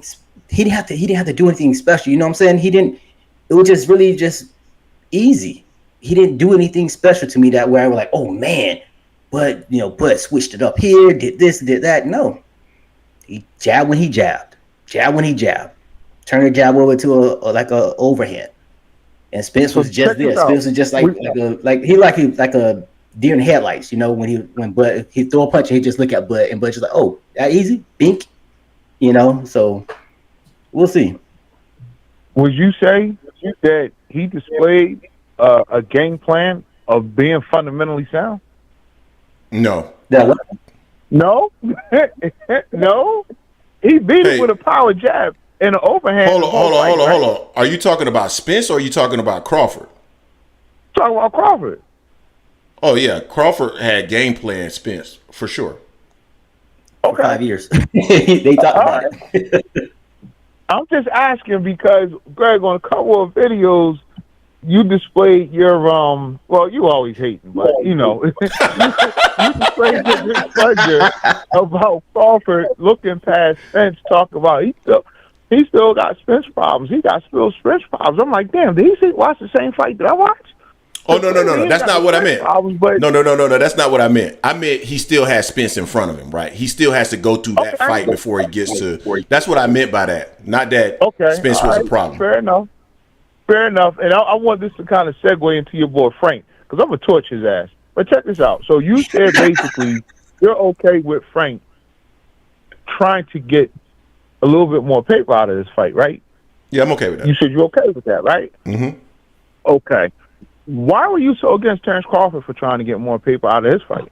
Because I thought Terence Crawford was already making the amount of money that he should be making. Terence Crawford was not offered to. Hold on. Let me finish. Terence Crawford, in my personal opinion, I thought 65, and I said this, I thought 65-35 was too low. And I gave Terence Crawford kudos for actually agreeing to 65-35. If you go back and watch the video, definitely gave him, when we first heard that, definitely gave him kudos for that because I thought that was too low. I thought it should have been somewhere maybe 60-40 or 55-45.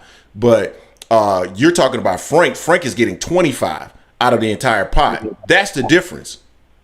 Okay, well, I'm gonna tell you personally, I don't have a problem with that. But let me ask this: when it comes to factors and negotiations of a purse, what do y'all believe are, like, how do I put this? Like, are qualifying factors that would lead to a good conclusion of a purse split?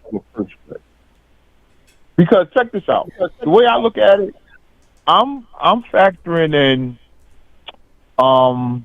if you've been a champion prior. Clearly, if it's a vacant belt, I'm factoring in your resume, on who you fought.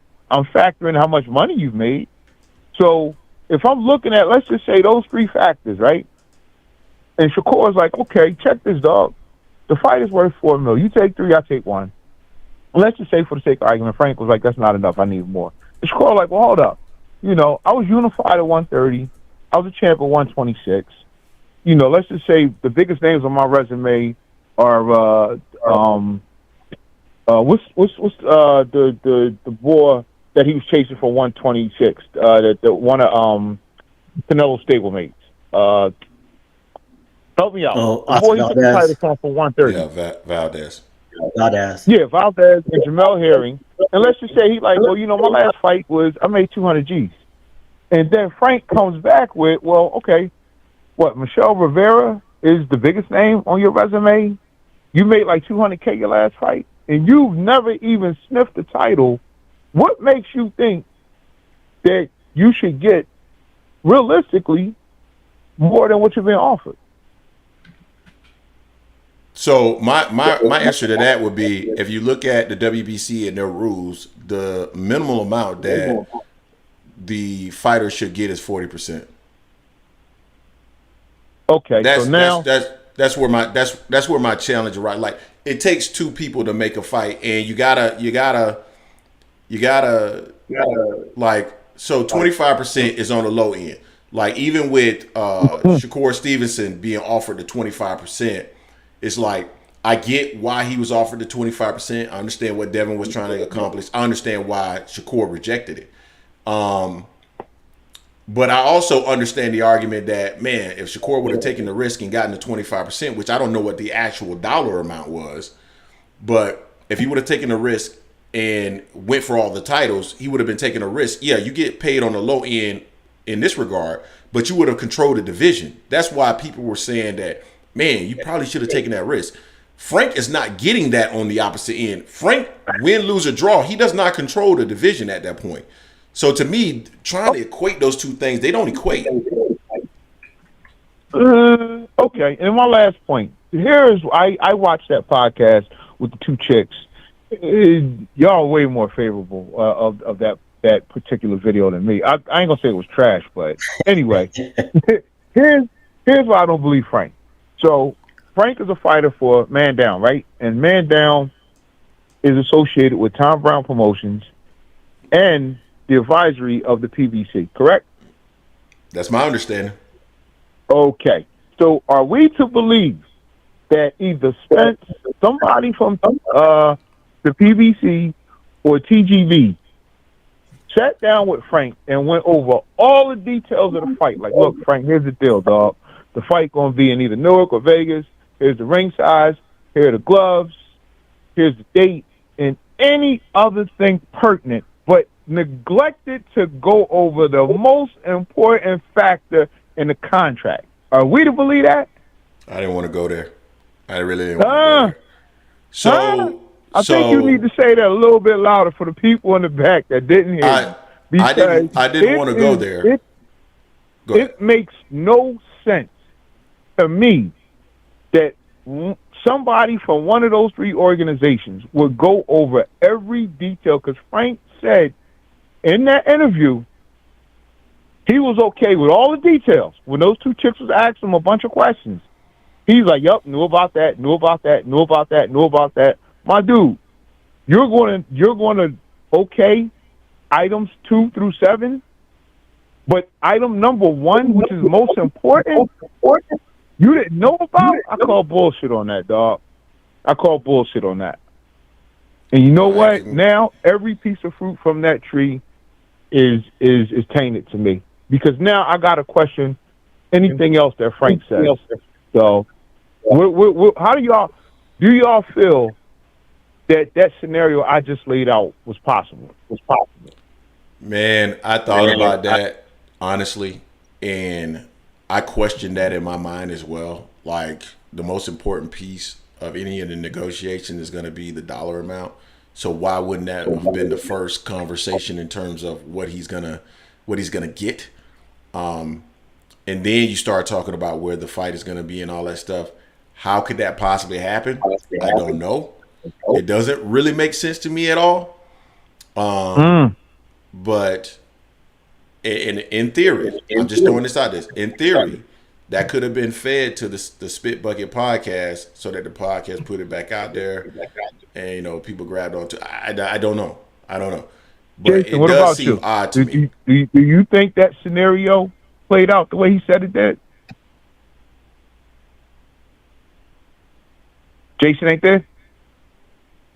I don't know. I thought he was here. I couldn't hear. I'm here, but I couldn't hear anything for a little bit. No, he wasn't paying attention. That's what Jason usually do. Go ahead. It's shut I was just asking about TGB, PBC, and Spence going over all the details of the fight, with the exception of the purse. Do you believe that was possible? The way Frank put it out there. It's hard. It's hard to believe that. I mean, me and Greg talked about this offline. It's like I wouldn't have anyone doing everything without my knowledge, especially when it comes to the money aspect of it. I need to know something ahead of time or during the process, not just, okay, yeah, I agree with these terms. Okay, just y'all got me. I don't work like that. Okay, I'm just saying, because boxing fans, we celebrate Premier Boxing Champions and Tom Brown Promotions because they've given us the best fights basically over the last few years. So, and we I think from the outside looking at them, we celebrate them because they seem to be the professionals of the highest levels. So, for me to believe that one of them dropped the ball and didn't tell their fighter how much money he was going to make is bullshit. So, but that was it, guys. I got to go ahead and start this dinner. I appreciate y'all taking my call. Keep up the good work, and I'll holler at y'all next week. All right, man. Later. Yeah, man. I got to really. And now it's figure out going what's in and out feedback. for some reason. Yeah, I don't know what's going on. Well, I could hear him the entire time, but I don't know what's going on with this little bit of feedback. I got to figure that out. Sorry. Now you were getting feedback too? Yeah, at the end of his call, I got a little bit of feedback, and I'm not quite sure why it's doing that. I got to figure that out. All right, man. So phone lines are back open, Jay. Yeah, I had thought about that point, Jay, about, man, that seems odd that he didn't know the amount that Errol and team went back to the WBC and told him that they had agreed. I don't know if Frank decided that after the fact that $1 million wasn't enough and decided that he wanted to renegotiate. Man, I don't know. It's hard. It's hard to really say and know, but it is interesting for sure. Yeah, but at least right now, the good thing about everything right now is we got a good fight coming up for us. Yeah, it's fight week. Several fight. Yeah, fight week. That fight card is going to be serious. The Canelo Charlo. I mean, Lubin and Jesus Ramos is a good one. Yeah, that's a good fight. You know, so I mean, it's going to be interesting. I want to see what Frank Sanchez looks like too. Mm-hmm. See how he looks, to see if he can be a true factor at the heavyweight division. So it's been a minute since I've seen him fight. Yeah. So, well, guys, the phone lines are open, guys. We'll keep the show going for a little bit longer, but if we're not getting any calls, man, we're gonna go ahead and maybe wrap this one up a little bit early. I can't get upstairs and get this dinner started like Manolo is getting his started as well. Facts. But yeah, man, there's this Charlo fight that's coming up here. I'm gonna be curious to see what 609, you in the building with the Angry Man Podcast. What's going on with you? Yeah, what's up, guys? What's going on with you? Yeah, chilling. This T-Man. Just a couple things that I want to bring up with your conversations. The first thing y'all was talking about was college football. You was talking about Deion. Yeah. And I said the gentleman that called in, I forgot his name. I mean, he was right, but he's missing some part of what's happening with Deion. I mean, and so I think it's the whole brass of college football that's worried about Deion Sanders. And it's not just, I think, what did he mention? He mentioned that recruiting. But it's more to it than just recruiting, because guess what? If he's able to get in there and they start to hire coaches based on personality, that whole brass of coaches are under fire. You know what I'm saying? All of these Urban Meyers, all of them. You know, these guys are entertaining guys. So you have, and if coaches are now being hired with entertainment involvement, especially look at Colorado where all of these tickets are going up. Those schools are going to be more interested in you making that money, right? So that's the problem with Deion, is that they don't want the coaches to have to bring something to the table other than X's and O's. You know what I'm saying? So I think that's the first thing I wanted to say there. The second, yeah. No, I actually agree with you. I think okay. When I made the comment, I said the establishment, and I think you're bringing up an interesting perspective on that, meaning that Deion brings Hollywood to it, and with that personality, and I think that's something that no coach can actually mimic. So, I mean, you got a fair point there. Well, yeah, not to Deion's level, but they just want more than just X's and O's. I think that's what they're worried about. The second thing is, why do we keep having to, and this is turning back to boxing, why do we keep having to beg the A side for fights nowadays? It was a time when you were the A side, everybody wanted to fight you. But it seems like now all of a sudden, we have to beg Tank, right? We got to beg this guy to a fight. We have to beg Errol, and then say thank you. What are we coming to in boxing? Where did people say thank you to Sugar Ray when he fought? I mean, this is crazy. I mean, if these guys don't want to fight, guess what? They don't want to fight anybody, and you that big and bad, then we just don't watch you. Who you going to fight? The air? If the fans are taking this nonsense, this is the problem. There's nobody that should be entitled. Why do these guys feel that they're entitled, Canelo included, to we're begging these guys to fight somebody? Let's stop buying their fight. So I want to make sure I'm clear. You're saying that we need to start to.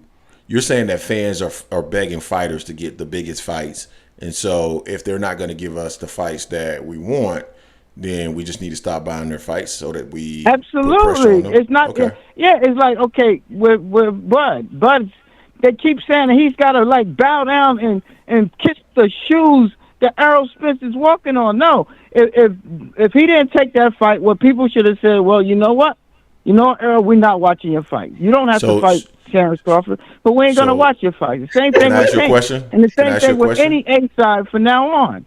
I don't care about you. If you don't want to fight somebody, don't fight them. Well, I ain't buying your fight.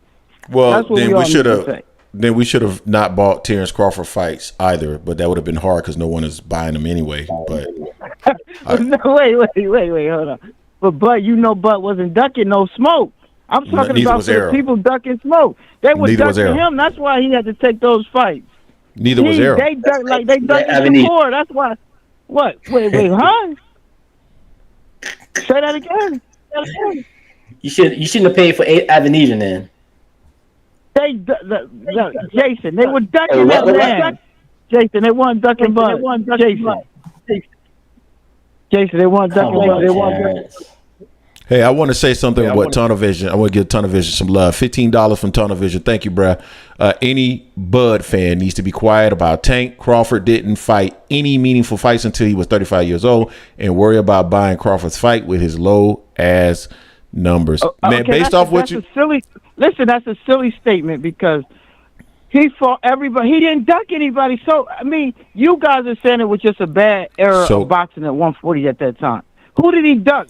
Tunnel Vision. I'm sure you're hearing me. Who did he duck? Put it in the comments. So let me ask you this. Who did Bud duck? Let me ask you this. So based off, tell Tunnel to put it in the comments. Yeah. He can hear you. So let me ask you this though, Terrence. Tell Tunnel to put that in the comments because he ain't ducked nobody. Okay, let me ask you a question. I'm talking about. Let me ask you a question. Months ago though. Yeah. Let me ask you a question. So, based off your logic, then if Errol doesn't fight Terrence, so Errol comes to the table, Errol's done X amount of pay-per-views, Terrence comes and says, I want 50-50, even though Terrence hasn't done those numbers. You're saying that Errol is the issue and Errol should be punished, but not Terrence.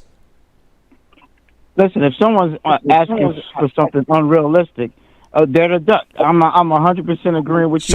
So then you're saying Crawford was ducking because he was asking for unrealistic numbers. Bud said he agreed to everything at 35%. Y'all don't remember him saying that? Did they fight? Did they fight? Did they fight? So they didn't fight. They didn't fight. I don't even want to talk about that no more. They didn't fight. So he didn't agree to shit. They didn't fight. They fought when he got better. When they got a better split. They fought when they got a better split. The fight wasn't happening. Hey man, I've debunked all that already. Let's not go down that path anymore. The point that I'm making is that he fought when they got a better percentage, or when he got a better percentage, right? I don't know what the percentage was. That's when he so I don't know what the percentage was, but Arrow was standing on the square that the percentage that he was being offered was a fair percentage based off of their pay-per-view numbers. I think 35% was too low. I've always said that. So 60-40, that made sense. 60-40 made sense. He didn't agree to shit if they didn't fight under those terms.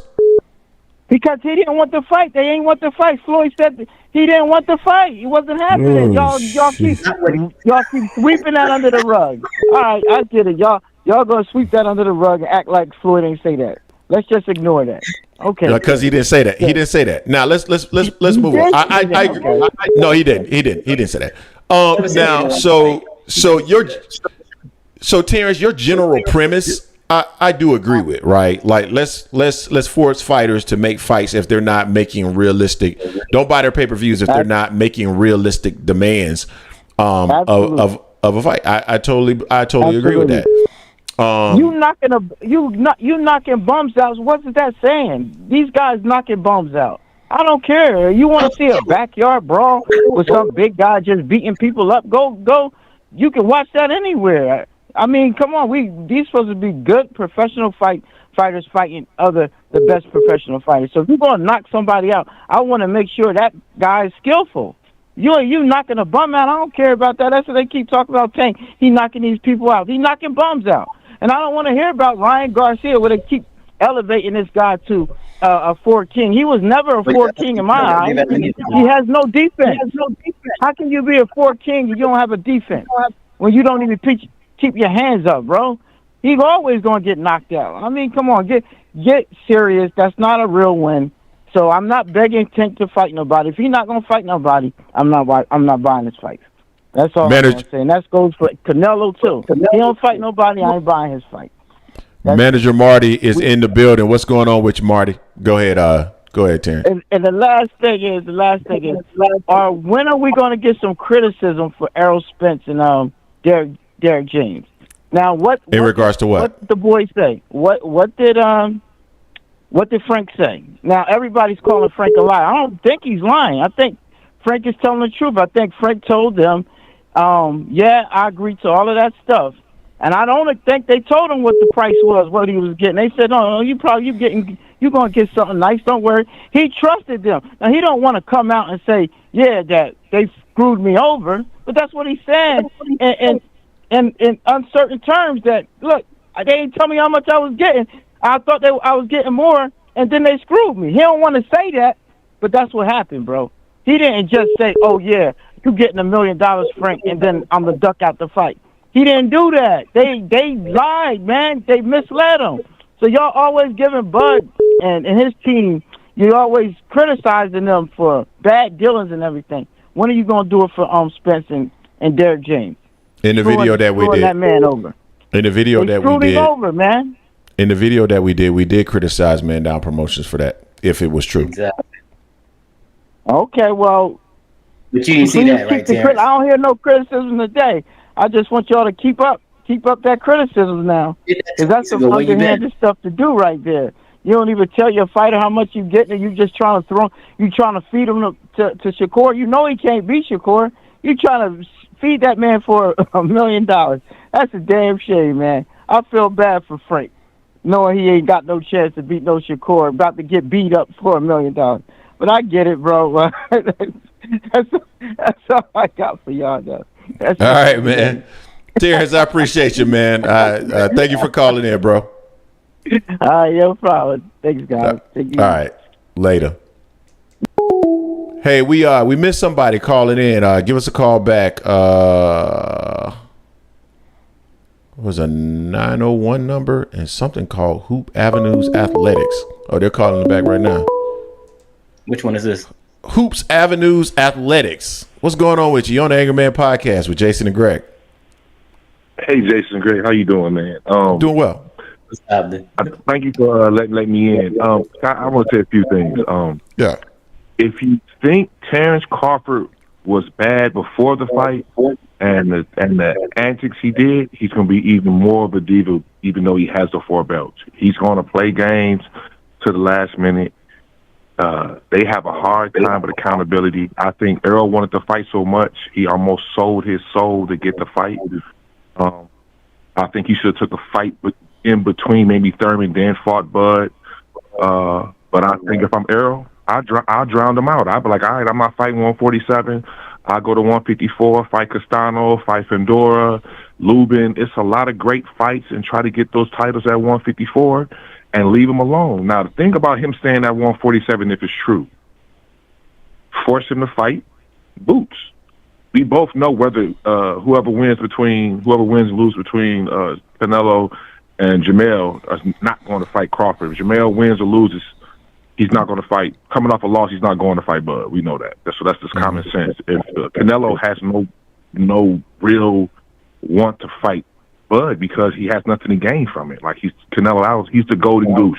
He's going to offer him 10%. And he's really going to see what it is to get lowballed by somebody. Canelo doesn't care; he doesn't need him.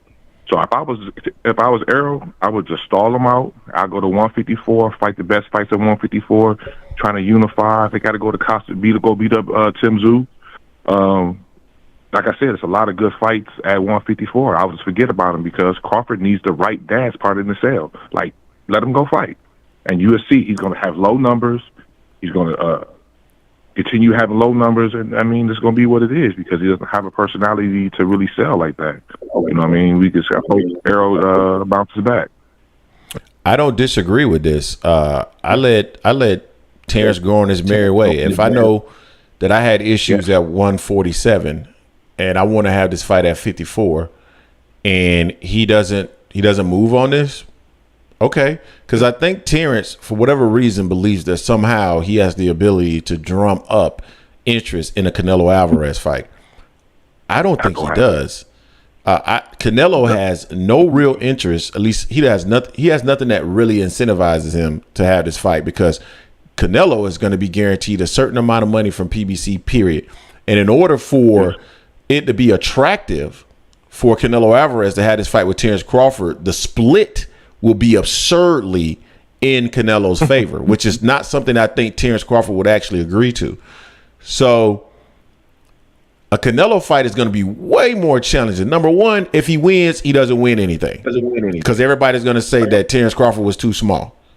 So you gotta really incentivize him with dollars that Crawford's not gonna want to do. So I just don't feel like that fight is actually realistic at this point, like Crawford thinks it is.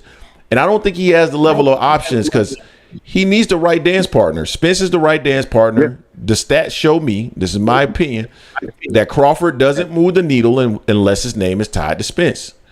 So I agree with that. Let him go on and fight whoever he can fight at 154. Or if he stays at 147, people are going to start calling for him to fight Boots. But make him unless exactly. But unless it's Tank, Spence, which I don't even think that's a big fight because of the outcome. Canelo, it's not going to sell. Even Charlo, that Charlo fight with that fight ain't going to sell. It's not going to sell. For us, the boxing. That's for us, the boxing fans, not the casual fans. Agreed. Yeah. So that's my thoughts, Jay. What's yours? Greg, you and Jason, you talk common sense. Now, when people have emotions, they lose common sense, and I'm not being disrespectful at all, but it's hard to talk to people when the emotions are involved, when especially dealing with Terence Crawford fans. It's so emotional. They're not thinking logical, and there's nothing wrong with that because they're passionate about who they like. But when we start talking, this is prize fighting. The numbers have to add up. Canelo's going to offer him probably 10%. He's not going to take that. Like, he thinks he probably needs 46 against Canelo Alvarez. Like, you're not going to get that. And, you know what I mean? He just has to understand this. So I've Spence, move on, man. PBC's loyalty is to Terence, is to Errol Spence. So when it's said and done, they're going to take care of him, put him in a good position. He's going to win some titles, fight a couple more years. Crawford is more of a free agent. He signed a 2-year deal. let him fight one more time and let him go on his merry way. Take the 4 belts, go on your merry way, and see how much you can generate on your own since you're so confident and cocky. I would let him move on. That's exactly the way I would play it, but I don't know if Errol's going to do that.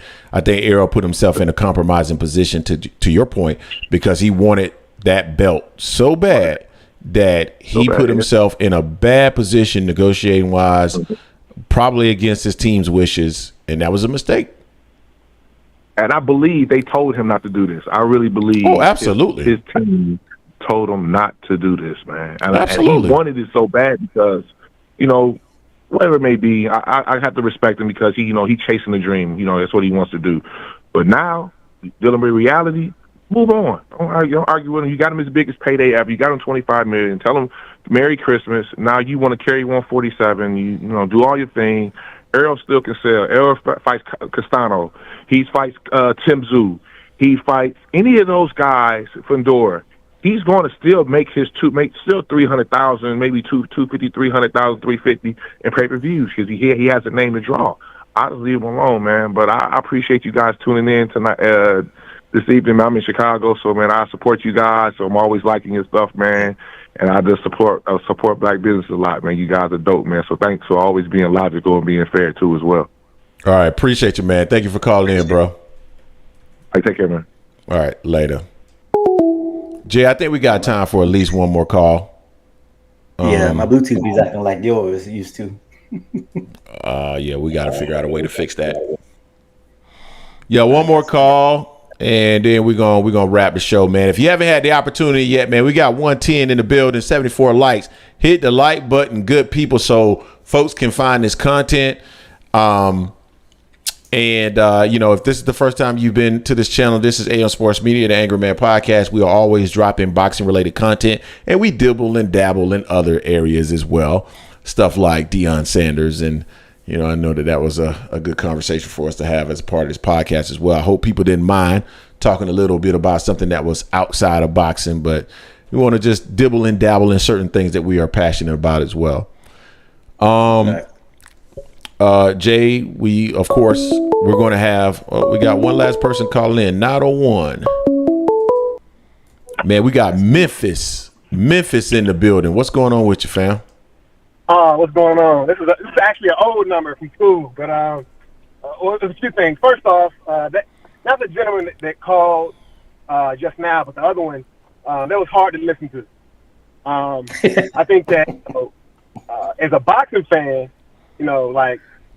this has been one of the best years we've had in really since I can remember.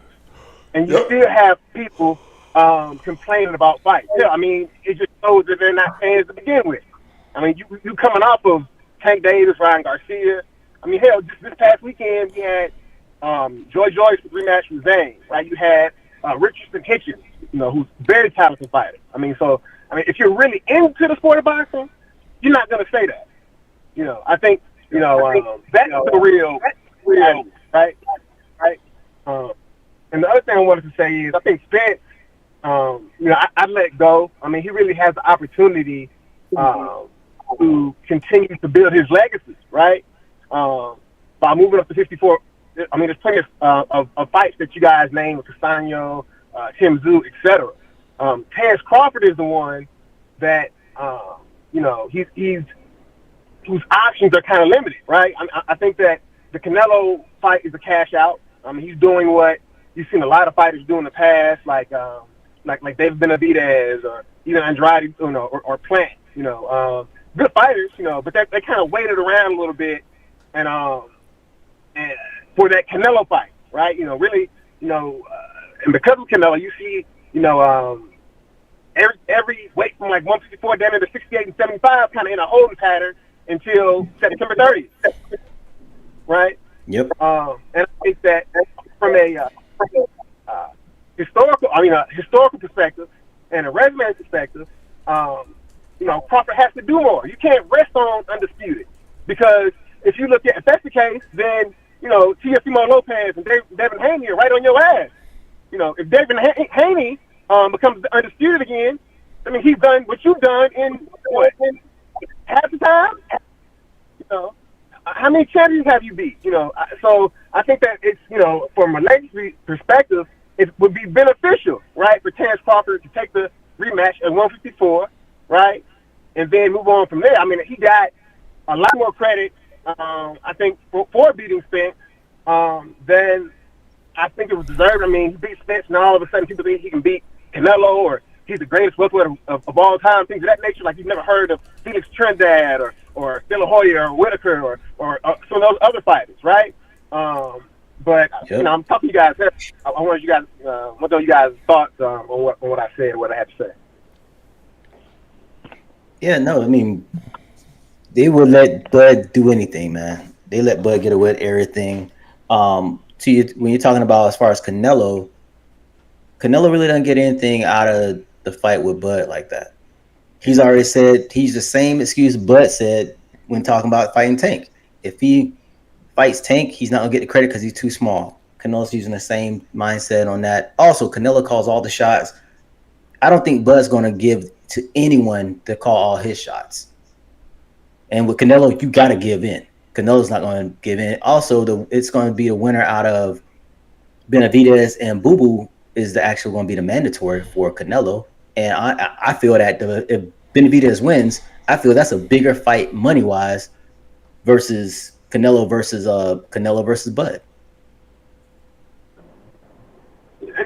And I mean, and like you said, I mean, the only reason he's calling Canelo out is because it's a cash grab. And also, he's not a true 168-pounder. You can't name one person that Canelo beat for his run at 168 that you would favor Terence Crawford over. Callum Smith included. Callum Smith, Caleb Plant, any of those guys. You're not going to favor Bud over any of them. Hell, you wouldn't favor against some of those guys at 160. Right? And I think he's an excellent fighter. But I think it's unfortunate that, he didn't take advantage and fight some of those guys. I think that last resigning the top rank, when he had the opportunity to become a free agent and chose to stay, that kind of really left a damper on the legacy. I agree. In general, a lot of the top ranked fighters, ESPN fighters, are always 1 year behind. Like, what do I mean by that? They always move to the division once the smoke clears, right? So Danny Garcia cleans out 140, right? Then you have the same thing with these are excellent fighters, but generally, after, you have, those series of fights where you have guys beating up on each other, right? It's Danny Garcia, it's Keith Thurman, things of that nature. But, yeah, that's just my 2 cents on it, and I think that with the Canelo piece, him and Canelo are dang near the same size. I don't care what anybody says. I mean, I think what makes Canelo so amazing, he's doing Roberto Duran type shit. You haven't seen anybody at 5'8" compete like that, 175, really since then. Right? But, I consider myself definitely a true fan of the sport. I think a lot of these guys, don't, know their history or really, truly follow it. So, yeah, that's it, man. Thank you guys for your time. Well, I appreciate you, man. Thank you for calling in. Yeah. All right. All right, Jay. Man, what else do we have here? I'm just checking on something real quick. Jay, anything else you want to share with the people real quick? Yeah, Bud gonna move up I want to say in April and fight Tyson Fury and beat Tyson Fury, and then fight Usyk to be undisputed at heavyweight by fall of next year. Well, you crazy. Oh, Jay, by the way, I want to clarify something because we were having an argument earlier, and I actually realized Florida State has beaten a ranked team. Miami has not. Texas A&M is no longer ranked in the top 25. So you have beaten 0 ranked teams, my brother. At the time when they played. No, well, at the time that they play, I don't give a damn about the time that they play. They're not ranked right now. They're not ranked right now. They're not ranked right now. They big garbage and they garbage. They garbage. They garbage. They garbage. Anyway, we will see. We will see. Anyway, man. Anyway, guys, appreciate you guys. If you haven't had the opportunity to hit the like button yet, please hit that like button. And guys, if you enjoyed us talking about different sports. We try to dibble and dabble a little bit in it. We've been kind of testing it out and playing with in the waters a little bit with different sports that we actually follow quite heavily. Let us know if you enjoyed it, or if you didn't and you want us to just stick with the boxing on this channel, let us know that as well. Jay and I will be back this week, of course, with more content. Probably is going to be 100%. Excuse me? I said it's fight week. Oh yeah, it's fight week. So of course we're going to be back with content this week, and it's more than likely it's going to be 100% boxing this week. I don't think there's going to be anything going on, but we got some Go Blues in the building, some Go Heels in the building. But we all know it's all about Florida State University. Bullshit. All right, guys. Man, did you? Hey, let me ask you a question, man. Man, where's all this passion stemming from when it comes to University of Miami? I'm about to pull your card. Where's it stem from? Yeah, my card. I grew up a Miami fan. That's where it came from. You grew up a Miami fan. You a booster? Yes. You a booster? You a booster? You don't need to be a booster. Who's your favorite NFL team? Do you play for them? Who's your favorite basketball team? Do you play for them? No. College and pros are completely different. What are you contributing to the success of the Miami Hurricanes? Are you a graduate? What does that mean? Shit to me. Yeah, okay. We're done. I just wanted to pull this card, everybody. I appreciate you guys for joining the show today. I am a graduate, a booster, and I contribute to the NIL, so I contribite directly to Florida State and their success. And I would recommend that you guys do that as well. All right, guys. NIL deal. This is Greg, the actual supporter of his school, signing out, and Jason, a mere fan. All right, guys. Peace. Hey, Jason Williams, I'm petty as hell, and you know I'm petty, Jason. You've been knowing I'm petty. Two things. I'm petty. What do you say, Jay? Say it again. You ain't shit. There you go. That's me. All right, guys. Till next time. Peace. Peace.